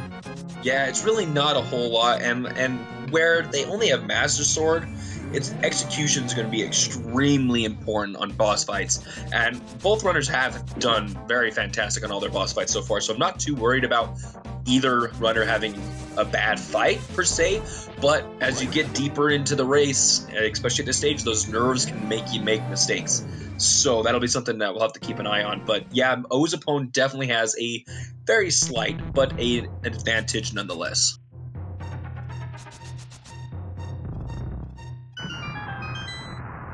Alright, failstream picking up his new clothes. Ozipone's about to start his Swamp Palace journey. Yeah, this could come down to whether failstream decides to delve deeper into Ice Palace. There's a lot of things that can still happen. Yeah. I mean, let's say, for instance, it is Ether in Ice Palace and failstream decides to go in there. While not a massive time loss for ozipone, that is just a little bit of time that failstream will be able to make up and go mode Swamp Palace. Yeah, that would be the huge difference if that turns out to be the case. Again, I totally agree with you on ozipone leaving being the right call. Yeah. That early on in the dungeon, if it was like literally any other chest, like if you had to kind of get past that bomb jump room of Ice Palace, I think you just go ahead and finish it at that point. Yeah. Because that return trip is just going to take so much longer. But that first chest is very deep, so he's not losing time if he has to kind of retread that ground. Yeah, exactly. It is such a short, quick location that they were at that it could not have worked out, like you said, if you were any deeper, any better for them. So it definitely it makes sense. I would have done the same thing, to be honest. Yeah, but at the same time, it definitely wouldn't be the first time. It won't be the last. That there could be another item needed in a pendant dungeon and someone left early. But time will tell. Yes, indeed. And, you know, I mean, obviously, failstream did not pick up that half magic, so that could be also something else that makes a major difference, especially on Trinix, with only Master Sword at this point. You have to be very good with your magic shots and your hits on that Master Sword to be able to do that without having to use potions, which he already used a blue potion to be able to open Mire. Did not have enough magic earlier. Yeah, that could be costly. That's actually like a huge source of the difference between them. I think is that failstream worked his way through the back part of Mire and fought Vitreous instead of just checking that big chest or that big key chest. Yeah, and the other thing I would say is also that bonk on Zora.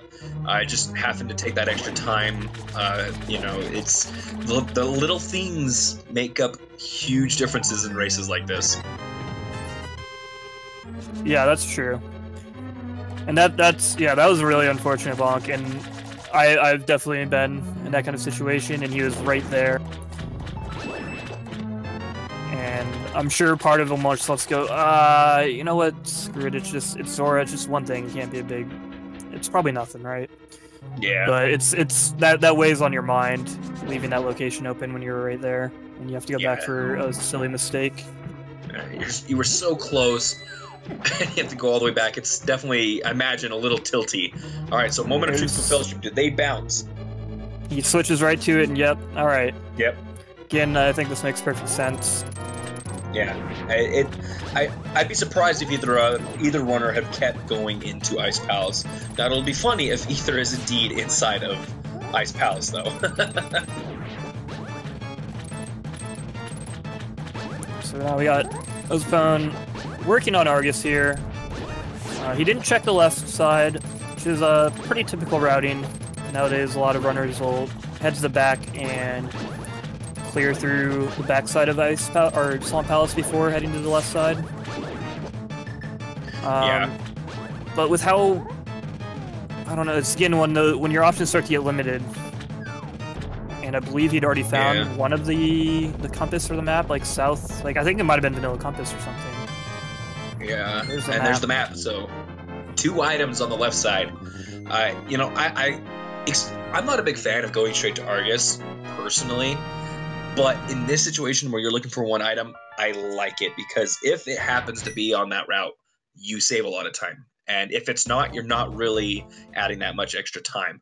Now, you know, something that I just thought about is if either runner had decided to sequence break and fake flipper into Ice Palace, they would not have needed to go to Misery Mire at all. Yeah, that's true. That would have been, that's a rare case where that would have actually helped out a lot. And that would have been a massive time save. But again, that's such a rare occurrence for needing the flippers for Swamp Palace, and then like the fake flipper at Ice Palace still being of value at that point. Yeah. That would have been something really cool though.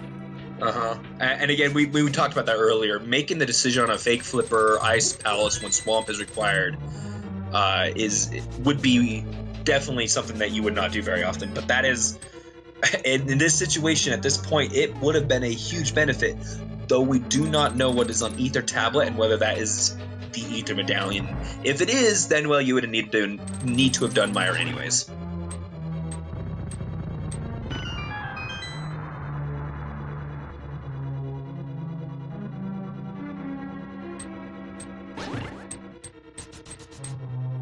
So, we got a little bit of a high five here in the main hub of Swamp. We got ozipone heading over to the left side. He's got 2 chests of 2 items over there. Meanwhile, failstream is on his first trip through here. We'll see if he decides to skip out the left side as well. It wouldn't surprise me if he skips it. Like I said, it's been pretty common routing. Yeah, and again, you're only looking for 1 item. And it's not too much of a time loss to have to go left side if it is not on the way. And if that 1 item is on the way, it's that much quicker. You could almost go mode Swamp if you do it this way. And it looks like both runners had the same decision. It makes sense in this case. Yeah, for sure. All right, 1 more chest in Swamp. Is it Ether? It is not. Okay.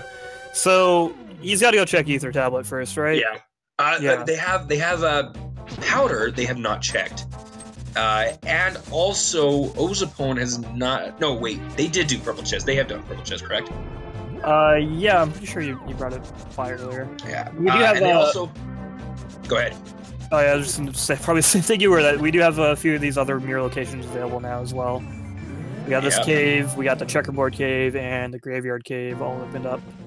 Mm-hmm.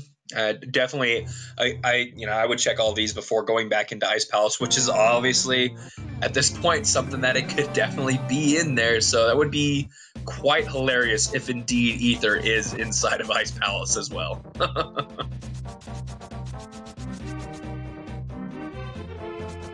Oh, this also opens up the Pyramid Fairy. I believe they've got both the 5 and 6. So yes. Oh, and Ozipone has not checked Pyramid Ledge or Catfish. Yeah, so that's gonna give them. Yeah, failstream check those after pod. So Ozipone will be able to do all of those together, and saving up just a little bit of time by kind of more efficiently clearing those locations, grouping them together. Yeah, and if this is Ether, they will obviously not check all those locations. But if it's not, like you said, it's a little bit of time save for failstream. For Ozipone, but this is also good for failstream if it's not, because it'll allow them to catch up just a little bit more, because Ozipone's now checking locations that failstream already has. Yeah.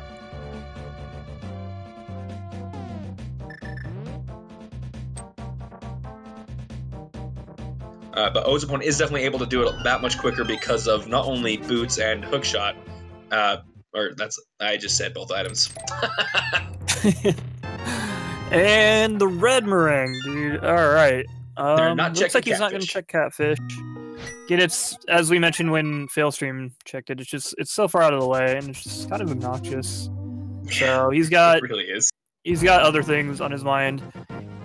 And Ozipone's already checked the all of Zora, so it would not be efficient to be able to route them in together. And they're finally getting to check King's Tomb and Balkrock. So again, all these little locations that failstream's already done, at this point, he is able to make up some time. This will definitely even out the race the longer that Ozipone goes without checking locations we haven't seen. Yeah, so it's anyone's race, especially until Ether pops up and we have a little bit more knowledge here. Yeah. All right. So this could go anyway. Yo, that was what locations have we not checked? We have Ether. The Magic Bat, I don't believe, has been checked by other players still, Correct. which has been open for quite a while now. Quite some time. And also Graveyard Ledge. Yeah, Graveyard Ledge, checkerboard cave. And then Ice Palace with that green pendant, I think, covers just about everything we haven't seen from one of the players. A handful of locations. My money is on Ice Palace. That's where I'm putting it too. I really feel like it's an Ice Palace, and I just, not only because I think that'd be hilarious, but I also think that would be the most trolly location for it to be. Yeah, and then it's going to be interesting because if that does turn out to be the case, especially like depending on where it is, like if it's like the next chest or something, it could like either player is probably going to feel behind because there's always that kind of like part in the back of your mind where you're like, what if my opponent kept going when they came here? Because they bamped out as soon as they got that mirror. If their opponent decided to stay, I mean, that's definitely something that'd be on my mind. Oh crap, I left. Did they stay? Oh my goodness. Alright, so have we had access to the Ether? We will find out. We could have been here so long ago, like 30, 40 minutes ago. Is it here? Nope. Just a little bit of bat love. Alright. So what do we have? What is Ozipone's next move? Well, we have Ether Tablet. We have Graveyard Ledge. And the rest of Ice Palace, if I'm not mistaken, which is 3 more possible items. Oh, Ozipone is checking... You know what? I bet they're going to check Thieves Town Big Chest, which is another thing that failstream's already checked. So this is going to be a really close race at this point, I think. Yeah, I think he's probably gonna check Graveyard Ledge first. But I wouldn't be surprised if he goes into Thieves Town. Yeah. Lucius, to answer in chat, they have been looking for Ether roughly for only like 8 minutes. I mean, they've been looking for it obviously the whole time, but where it being the last item for Go mode, it's been roughly, I think, 8 minutes about since they got the mirror, and which was the second to last Go mode item. Yeah, they found mirror for the first item in Ice Palace. They've needed ether since then, which was about 8 to 10 minutes ago, somewhere in there. Yeah, not too terribly long ago, but long enough ago that it's been the trolley item in the seed, and not in Graveyard Ledge. All right, so you're gonna go into Thieves Town. Jeez. Oops. Yeah, you gotta be careful with that portal. You don't want to put it right in front of the cave, otherwise that happens. Every time. But he went back in, so I'm assuming he's gonna head over and do Thieves Town. Or maybe he's using this opportunity to go check Catfish since he left that behind earlier. Yeah, maybe. Yeah, that looks like that's exactly what ozipone is doing.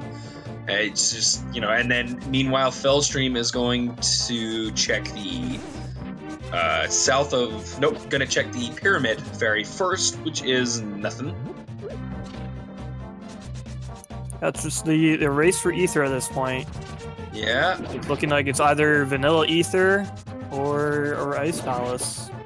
Or the green pendant by extension, which is in Ice Palace. Yeah, correct. So that is, Vanilla Ether. Vanilla locations for an item is always trolly, but I feel like Vanilla Ether or like Vanilla Bombos would probably be the absolute trolliest of trolls, just because it's like so out of the way. It's not in a dungeon. Like, oh my goodness. That, and it's almost a little bit of an extra slap in the face, since Turtle Rock is the dungeon that needs Ether, and it's right there. Oh yeah. Oh, looks like that's what we're gonna get though. We're gonna get an Ether check before going into Ice Palace. Okay, so this could be it right here.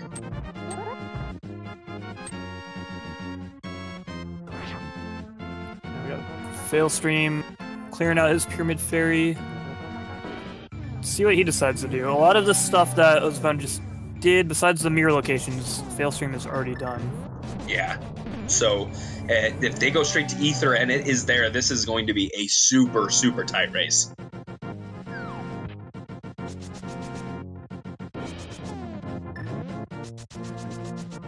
All right, let's see it. Let's see it. It's like the moment of truth right here.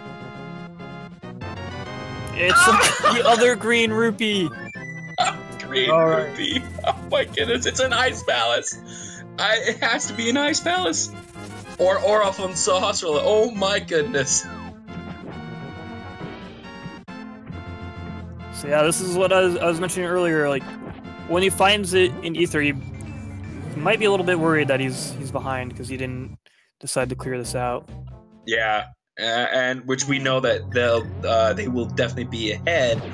It looks like failstream is going to, my guess, check Pedestal. They're going to probably check Pedestal before killing Mothio. They're going this way, that way, in case it is on Pedestal. They can get a quick kill on Mothio right away. This is a very good routing decision on failstream as a assurance to, if it is indeed Pedestal, they will be right there for Mothio. Unless they're going in right now.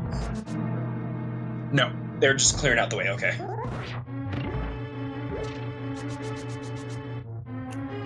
Yeah, this makes a lot of sense, especially with that Vitreous kill already on hand. He's probably hoping it's Pedestal at this point, to be honest. Probably. Unfortunately, it's just bomb storage. And looks like he kind of pulled the tablet there, or the foot of that Pedestal in frustration. Yeah. He needs to head to Ice Palace. That is what he needs to do. Okay. Unfortunately, he's still got this Ether tablet. He's got a couple mirror locations to check.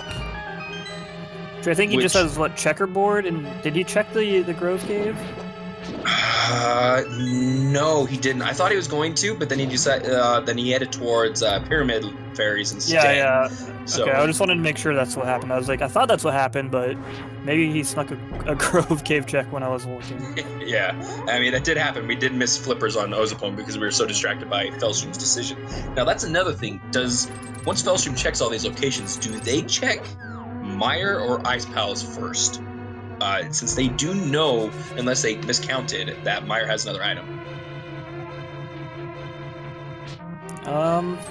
Yeah, that's interesting because that's why ozipone has the half magic and failstream doesn't.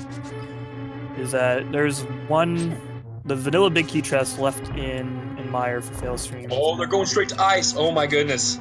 Oh, okay. This is gonna be a close one. Ozipone's obviously a little bit ahead here, already getting to the items in Ice Palace. But with failstream checking those other overworld locations, this is going to allow him to catch up just a little bit. And this race is going to be, I mean, at this point, what? It's about 2 minutes behind for failstream? Yeah, somewhere like that, roughly. So, and with kind of the rest of Ice Palace, all of Turtle Rock, and all of Ganon's Tower, that's a lot of room to make up that much time. Yes. Due to execution. Or just routing differences in Ganon's Tower. Yeah, there is definitely lots of grounds for a makeup for failstream, and plenty of places where ozipone can make mistakes. And if they don't pick up another sword, I mean, it's going to come down to. I'd love to see it come down to just Master Sword execution on Ganon, and that half magic. You know, if they don't get that, could end up being huge because ozipone will be able to use cape to make that much easier. Yeah, especially as you mentioned, if it is Master Sword, they don't find another sword upgrade before Ganon. Having that half magic and cape combo makes it a lot. There's the ether. There it is. All right. So we'll see how long it takes until failstream gets ether, and we'll have a good idea of how far behind he is. It was 136.24, I believe, when ozipone got that. So 136.30. Oh, they're gonna go probably pick up some extra potions. Not a bad idea. Even though they have red mail. Yeah, red mail and half magic. And he already has a couple potions, so I don't know if this is really necessary. But again, only Master Sword, and it's better safe than sorry. Yeah, and you know, with the Master Sword, I like the decision. Just like you said, better safe than sorry. Stock up on those potions. So all right, so 137 flat is when ozipone made it to Death Mountain on their way to Turtle Rock. We will see what time failstream gets to the same point.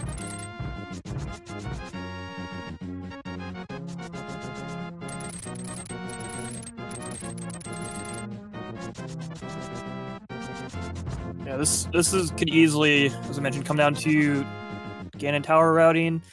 As I mentioned, with that ether being further into Ice Palace, so recall earlier that they had to come in here to get the mirror, which is the first item, and that gave them access to Swamp Palace, and both of them decided to leave right then and there.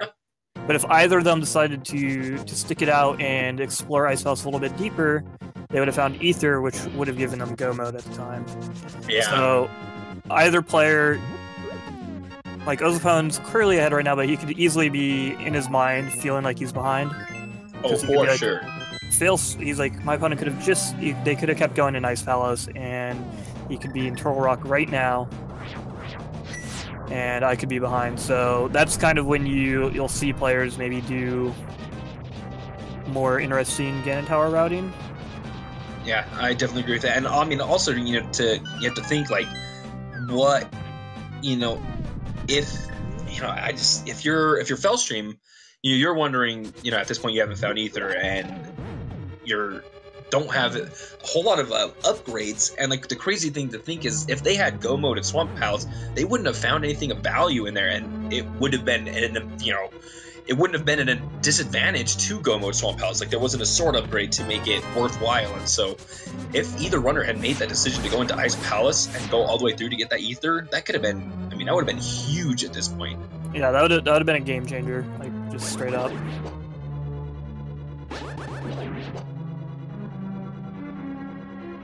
And we got failstream just about to get to his ether here. Looking to be about what, like 3 minutes behind at this point. Because it was like 136.20-ish when ozipone picked up his ether.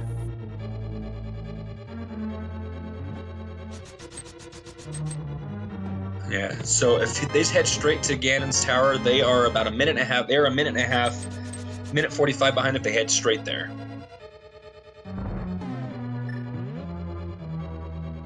But they obviously can pick up a potion as well, which wouldn't be a bad idea, but they are going straight there. So a minute 45, or excuse me, 2 minutes, 45 seconds behind for failstream. And ozipone definitely has the advantage in terms of half magic and 2 blue potions and a red potion, where failstream only has the 1 red potion and not half magic. So ozipone definitely has an advantage at this point. Yeah, you mentioned this a little bit a while ago, but Trinex, Master Sword, normal magic, not exactly the most fun boss fight in the game. No.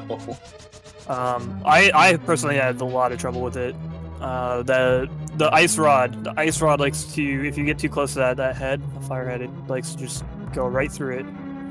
Yeah, and you can't miss that many shots when you're using the hammer or the Master Sword. So yeah, I believe, I mean, depending on how well you do with your sword swings and or hammer hits, you only have like maybe 1 or 2 misses with either rod before you're out of magic and not able to complete it. So you got to be, you know, for failstream, they're gonna have to be on point with their rod hits. Yeah. So definitely, yeah. I don't. If I was failstream, I probably would have picked up a blue potion. Like, sort of ozipone, that half magic, the amount of health he has, and like already having a blue potion in stock might not have been as needed, but better safe than sorry. But on failstream side, it's kind of a big surprise, in my opinion. Yeah, but you know, I mean, we've mentioned it. You mentioned it quite a few times, like, with where they found ether, with how they routed it, failstream's got to be feeling really behind at this point. You know, an hour, 39 minutes, and you're finally in go mode after double dipping Ice Palace when you could have done it in 1 route. You're thinking, oh crap, my opponent probably did not do what I did. They're probably so much further ahead than me. Like, I can understand the urgency on failstream's point to just get straight there and try to get things as fast as possible, and hope that their execution is on point so they don't need those safeties. But you know, the safety would be a nice thing to have. That's a fair point. Yeah, it could easily, the thought process there could easily be like, I don't need this potion because if I mess up and need to use a potion, I'm gonna lose anyway. Like, he might feel like he's behind, that he needs to play perfectly, and so it doesn't, like, the potion wouldn't really matter. Because as you said, yeah, that leaving the Ice Palace, like, if either player decided to continue, either one decided to continue when they were in Ice Palace, they'd probably be like 10 minutes ahead. Yeah. Whichever one decided to do that. Because both players, as a result, ended up full clearing Swamp Palace, checking multiple locations, Pyramid Fairy afterwards, mirror locations, all kinds of stuff, before finally returning.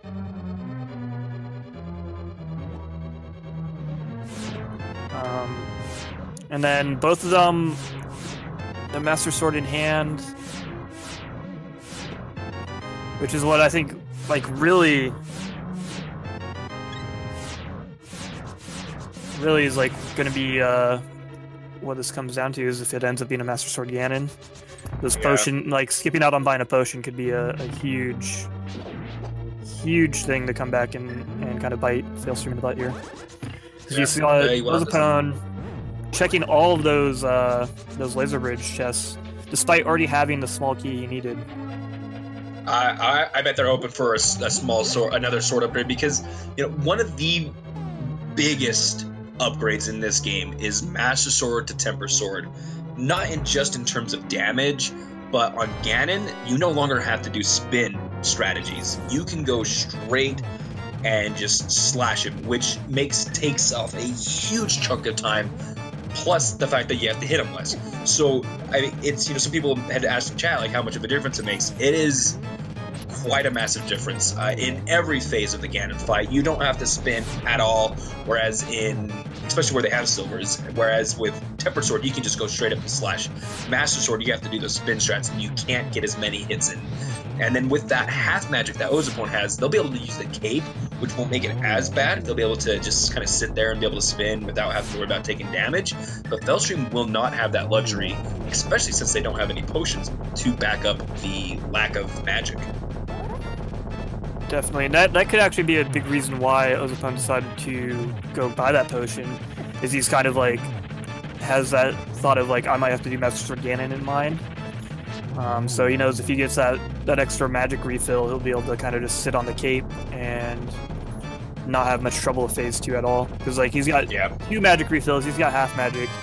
He'll be able to use that cape pretty liberally. For sure, yeah.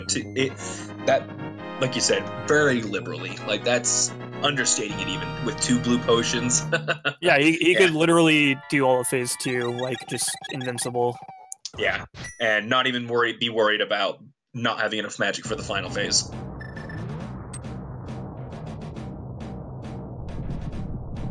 But yeah, I definitely agree that he was looking for another sword in that laser bridge, because, as you mentioned, the Master Sword 2 Tempered upgrade is like the single biggest like damage upgrade in the game, not counting like the silver arrows. This is the single biggest sword upgrade for sure, and on all bosses, like it makes a pretty decent difference. But particularly on the Trinex and the Ganon fight, it's a like it saves like a couple minutes between those 2 fights generally. Yeah, and in our discussing the intricacies of the difference between Master and Tempered Sword, we forgot to start our guessing game. And you know, chat's already been getting some numbers in, and where we don't have the bot to do the guesses for us, luckily we don't have to worry about that too much. But where do you think we will find the Ganon's big key inside of Ganon's tower? I'm gonna go with 22. I want to keep this. I want to keep this interesting. Tile room. What are you thinking? I'm gonna go top left chest inside the randomizer room, which will not be chest number 11, which it usually ends up being if you go 2 to the right and then straight left. So it'll be, what is that, like 15 maybe. That's right. I'm gonna go with about 15, or top left room in rando room. Top left chest, excuse me, in rando room. All right. Yeah, we see ozipone getting a small key in those one of those first 2 chests on the right, and then going right with it. Not a fairly common routing decision, and then coupled with the fact that he's probably feeling behind. Yeah. Because of that youth replacement that we already discussed. Might be looking for a little advantage here. Yeah, I mean, yeah, that's both runners. I imagine feel very behind because of that ether placement, and to point in you know in favor has had a very. Oh my! What a place for the lightsaber! Wow. Nice, convenient. The random seed was like, I know you don't want to do Master Sword Ganon. Here's an upgrade for you. I mean, that'll help failstream out significantly. I mean, it helps both runners out more, but I believe this helps failstream out way more than it helps ozipone out, simply because of that magic, the half magic, and the lack of. Yeah. Ozipone's definitely was much more prepared for Master Sword Ganon. But either way, I'm sure he's relieved to see that Tempered Sword. For sure. As we mentioned, it is the #1, you know, biggest upgrade in the game. And a big key. Wow. After the sword. My fear was that the sword was going to be after the big key. So, very nice. So, 148-19, and ozipone heads up the tower. We'll see how far behind failstream is at that point when they get to that point.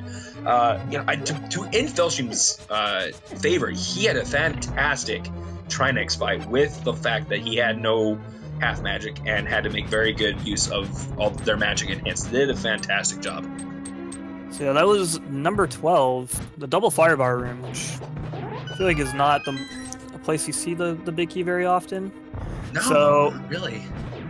We got ozipone finishing up the second mimic room with failstream starting Ganon's tower. He's gonna grab those 2 chests on the right. If he goes left right after that, it'll help him make up a little bit of time here. Yeah, but it'd definitely be a close race if he goes left. He's gonna do the same. He's gonna go right. Again, got to be feeling behind, making the decision to go right. You know, and like it used to feel like a much bigger gamble. At this point in this edition of the randomizer, it seems like this is a very common play now. Like almost feels like going left is the gamble now, which is kind of interesting. Yeah, you as I mentioned, you see this fairly commonly if you get a key in one of those first 2 chests. Yeah. Because you can check these 4 real quick, mirror out, and it lets you just check kind of. Ooh, that's gonna hurt.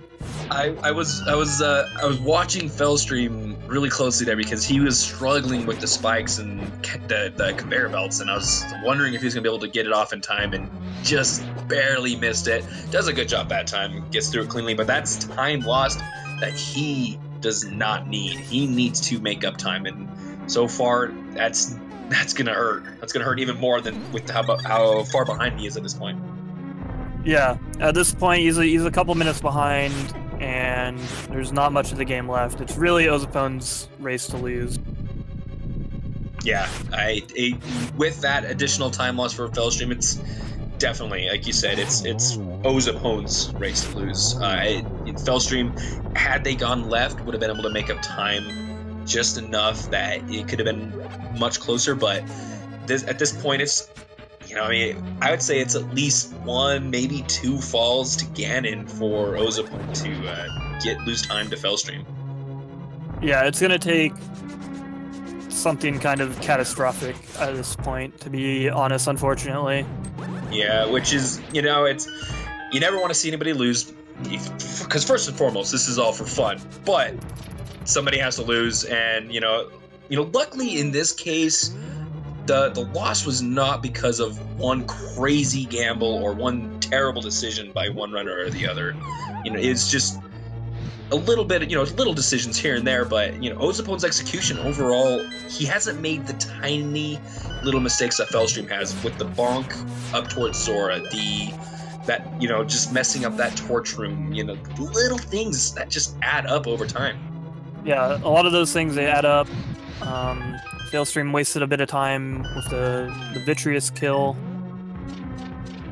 Just a bunch of little things adding up. But all in all, a very close race. And they still have at least 1 more, if not 2, after this. Yeah. Yeah, and as a T-Roke, or Troke, I'm not sure exactly how to say your name, said, failstream does seem to have kind of lost his composure a little bit after his bonk on the water walking up towards Zora. He started, like up till then, he was running really smoothly, and then he's kind of started making little errors, just little ones here and there that have added time to him. You wonder if that kind of got him tilted a little bit, and the nerves started getting to him a little bit more. Yeah, especially in these one-on-one racing situations, those little things can kind of weigh on your mind a little bit more than they would in like kind of the typical group racing format that a lot of racers are probably used to. Because it feels like every little mistake you make in a one-on-one race is a bigger impact. Yeah, it's harder to shrug off. And that's the key. It's harder to shrug off the mistakes in a one-on-one. The pressure's so much more palpable.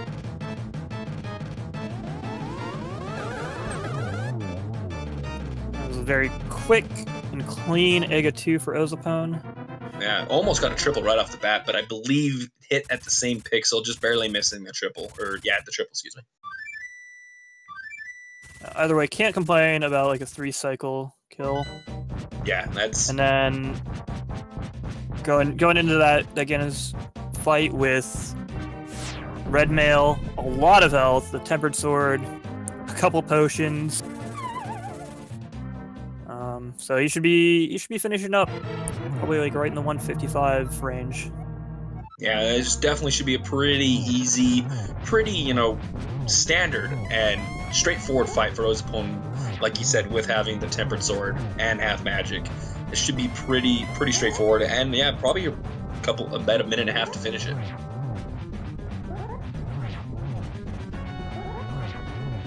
Nice. He's got that nice top right Ganon position there, able to get the 3 spin slashes. Yeah. Just quick work of phase 2 there. Very well done for ozipone getting through that. Not quite, I guess. I counted. He might have done that first one a little too early. Yeah, looks like it. I thought he was on to phase 3 as well, but definitely going to be on to phase 3 now. Meanwhile, failstream is actually having quite a very good Ganon's Gauntlet. Struggled a little bit on Landmola's. Okay, as I say that, falls off. Commentator cursed him. That room is annoying. Like, it doesn't happen, but rarely, like, because normally you just dash right through it, but yeah, usually the enemy placement will kind of just screw you over and be unfair, and you'll just kind of randomly take a hit, knocked off. My bad. All right, so ozipone is on to the final phase. 4 hits with the silver arrows, and then that's all she wrote for ozipone. So definitely going to be finishing this up very soon.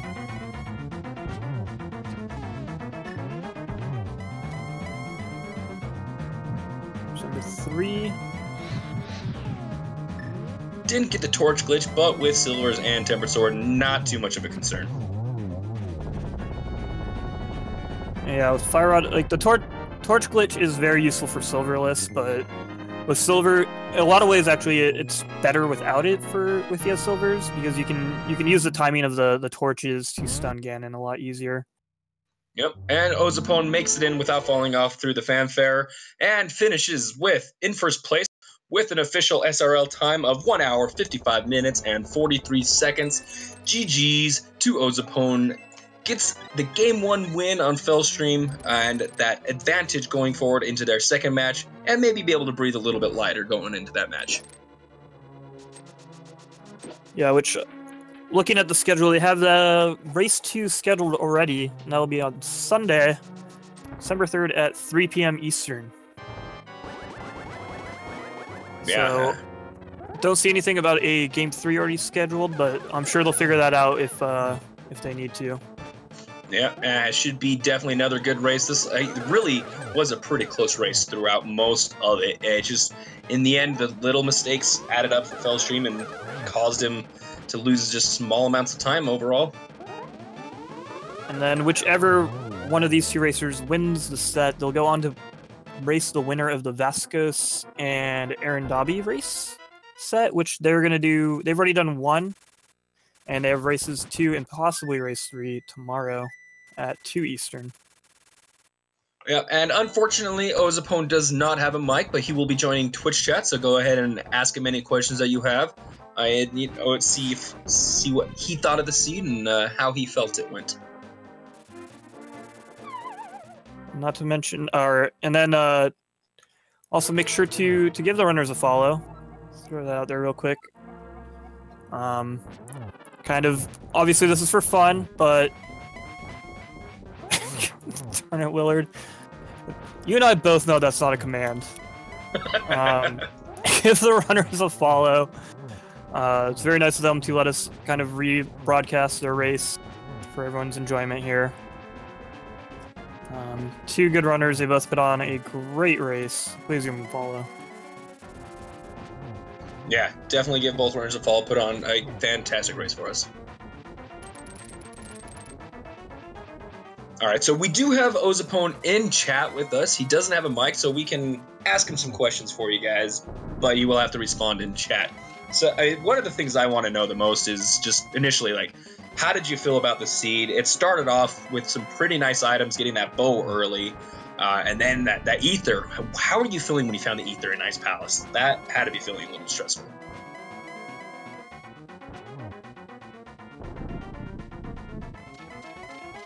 And of course, he will be responding in chat, so keep an eye out for that. Meanwhile, failstream is 1 hit away from heading to the 4th phase of the Ganon. Or excuse me, that was his last hit to head to the 4th phase. So 4 silver arrow shots for failstream, and they will be able to finish up Ganon's fight. Sitting a little too close to that torch there on the right, and accidentally just shooting his fire rod over it. But he's got plenty of magic to be able to get off the 4 silvers he needs to finish this up. Oh, that was a nice, like, last second stun there right before that torch went out. Ooh, very well done by failstream. Is able to get that 4th hit on to Ganon's and finishes off the fight. Yeah, I bet it was a little disappointing ozipone finding both very important items inside of Ice Palace, especially after finding that mirror and bouncing out right away. You know, me and Swerve were talking about that. That's something that we felt we would have done as well. It made sense because you get the next item to go into it. You don't want to spend time in a pendant dungeon if you don't have to. Unfortunately, I ended up having Ether, which luckily for you, failstream had the same thought process. Same thought process and did the same thing. Yeah, so failstream finished up with a 1:59.16 SRL official time there, so about 3.5 minutes behind. Yeah, a lot of that comes down to that Ice Palace play. Kind of a lot of that came down to that bonk at Zora. As mentioned, that like failstream kind of, it feels like that might have shook him up a little bit. That might have been weighing on his mind from that point forward, but kind of a big deal, I think, overall was his reluctance to go into pendant dungeons, although that was kind of on both sides, so... Yeah, the point where ozipone did get ahead, because failstream was slightly ahead for most of the race, was when ozipone decided to go into Mire before failstream did. That allowed them to get the next progression item and move along a little bit faster than failstream was able to. I mean, that Ether was held them back for a little while, and it's something that allowed failstream to catch up a little bit as ozipone started doing more over-the-world locations that failstream had done. But in the end, it was that hesitance to go into pendant dungeons that really probably hurt failstream more in the end than it hurt ozipone. And it's unfortunate how those types of things work out in this, but that's randomizer for you. Yeah. Can't always make the right decision. So sounds like that's failstream in here. Congratulations, or good game rather. Yo, thanks. Good game. Yeah, that was a really close match. I mean, sub 2 on your side. That was fun, just a few minutes faster. Both very good times though, considering how much of the game you guys had to clear. Yeah, those flippers, such a troll. Yeah, the flippers and that Ether. The Ether was worse, actually. The Ether was worse because there were so many other places to check after getting the mirror that it really didn't make sense to continue in Ice. Especially since you already had to do Swamp anyway. Yeah, that's something that we talked about, and ozipone did the same thing. As soon as you got that mirror, both of you took off, and that's me and Swerve were both feeling the same thing. Like it makes sense. You don't want to be in pendant Ice Palace if you don't have to. And you got that mirror in that very first chest. Like, if it had been deeper, probably would have kept going. But because it was where it is, it's like, okay, I'm out of here. Yeah, exactly. One of the things that was really on my mind during the time when I was looking for the flippers, before I got the flippers, was that I didn't want to sequence break into Ice Palace. And funnily enough, it actually would have ended up helping to sequence break into Ice Palace. But I didn't want to because I felt like I could get anything. It could be either Ether, it could be Mirror, it could be Flippers. Whatever the next item was, I wanted to know what it was to make sure that I didn't sequence break into a pendant dungeon that I didn't need to be in, you know? Yeah, we touched on it a little bit. Sir Laffalot pointed out that this is actually a situation where sequence breaking and fake flippering into Ice Palace would have saved you that trip into Mire altogether. Yeah. You typically, you don't want to sequence break. Like, why would you fake flipper into Ice Palace if you need the flippers for Swamp Palace? You know? Yeah. So it doesn't make a lot of sense. Like, it's not a logical gamble, but it would have actually paid out in this seed.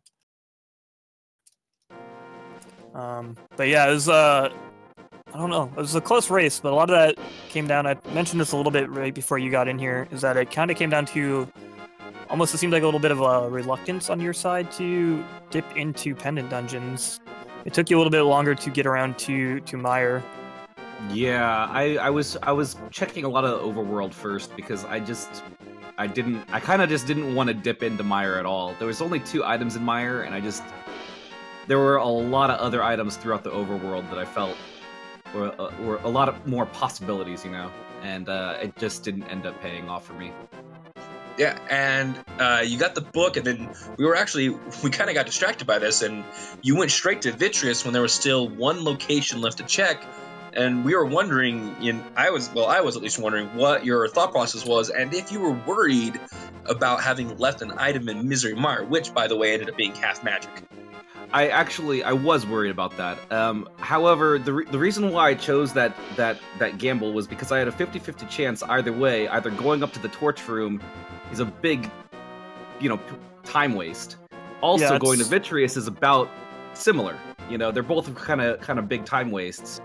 I decided I'd go to Vitreous, and if and just hope that the item was there. And if it wasn't, and I didn't get anything in Desert, then I was going to dip back into Mire and grab that last item.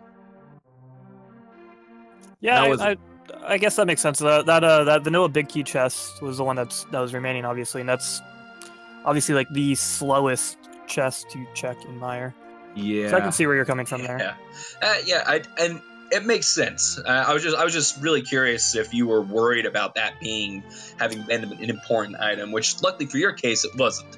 Yeah, if it had been, I would have been pretty screwed, because I basically after everything was all said and done, I had the decision to either go into Ice or to go into Mire and get that last item. I just chose Ice because just more chances for the Ether.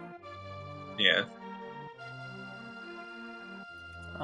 What else? There's also I guess I want to talk about that unfortunate bonk you had on your way to Zora. Yeah, there was some. That was awful. In fact, I feel like I could have finished probably 5 minutes or so faster, just execution wise.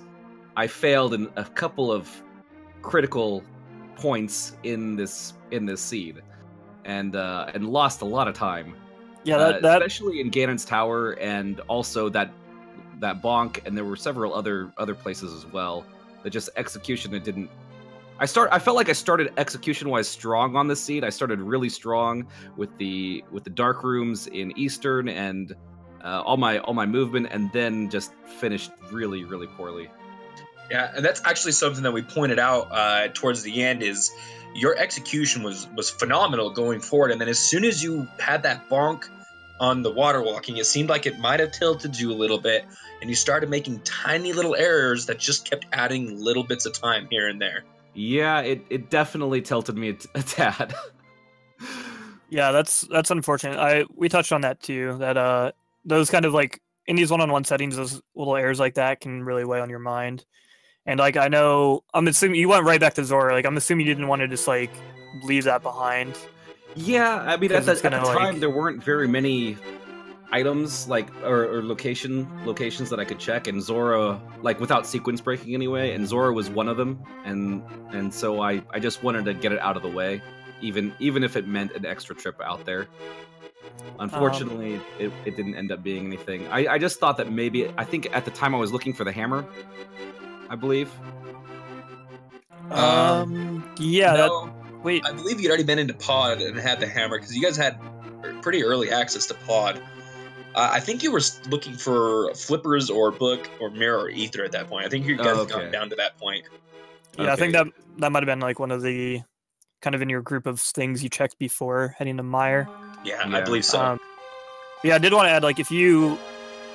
I mentioned this when it happened, but if you have that bonk happen in Zora with the water walking, you can actually bomb your way out of it. Oh, really? I had no idea. See, that happened, and I just didn't know what to do or how to get out of it. I tried for a little bit, and then decided it'd probably just save more time to save and quit. Yeah, I mean, because any way you jump, it's gonna you're gonna jump in the water, and it's gonna reset you, which obviously saving and quitting makes sense from there. But you can face right and like lay a bomb down and use the knockback to knock you onto the shallow water there. Well, now I know. Although I think I'll be more careful and just not bonk next time. I mean, obviously that's the ideal solution, is just don't mess up. But when it happens, you can thank me for that little tip there. It's nice to have those backups, those safety backups. Definitely. All right. So I did want to mention. I mentioned this before you came in, but you already have your race 2 scheduled on Sunday. Yes. Yeah. I believe. I don't remember the exact time, but it's somewhere in the 3 p.m. I afternoon. believe Eastern. Yep. Yeah. So do you have anything you're going to take away from this first race against ozipone into that race, or anything you want to do a little differently, maybe? I think working on my execution definitely is important. I felt actually pretty good about my routing in this seed, aside from, a few of the more remote overworld locations not paying off. I felt pretty good about the dungeon order that I went in, and even exiting ice, I feel, even though it didn't pay off for me, I felt like it was the right decision, But yeah, execution wise, I just hope to improve, and maybe not checking pedestal the way that I did probably would have saved a bit of time as well. We talked about that, and had pedestal been required, that would have been the better way to do it. That's one of those little gambles that you have to make, like, okay, if this is going to be required, I can hop back and get Mothia real quick. If it's not, it was slower. In this case, it ended up being the wrong decision, but had it been the other way, it would have been the right decision. So it's kind of the way that Randomizer works. Yeah, exactly. Yeah, sometimes you don't make bad decisions, you make the wrong ones, and there's not a lot you can do about it, Yep. All right, so I do got to ask both of you. For ozipone, you got that 1-0 advantage going into your match on Sunday. How are you feeling? You can go ahead and respond that into chat. And for failstream, for you, you're down 0-1, but you're not out. How are you feeling going forward? I'm looking forward to the next race. I'm hoping to redeem myself and do a little better.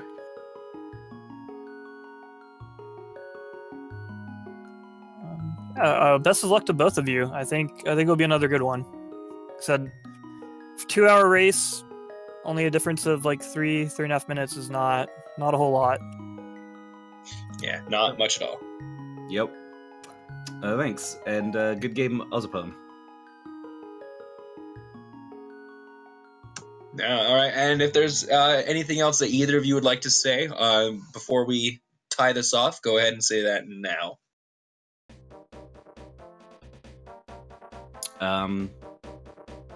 Looking forward to the next race. All right, that sounds good. I'm looking forward to it as well, actually. Yeah, me as well. It's, I always get a little bit more hype for races after commentating one of them between the racers. Feel a little bit more personal towards it. But anyways, this has been a fantastic race. GG's to both runners on quite the race. If you enjoyed what you saw, please give both of them a follow. Did a fantastic job. I'd like to give a quick shout out to our restreamer, Jay Copes for Life, for making all of this possible, and Sabo Tender for tracking for us. Definitely makes mine and Swerve's job much easier. I have been Sir Laugh-A-Lot. It has been a pleasure being here with everybody, and I will leave the last word for my co-commentator. Yep, and I've been Swerve.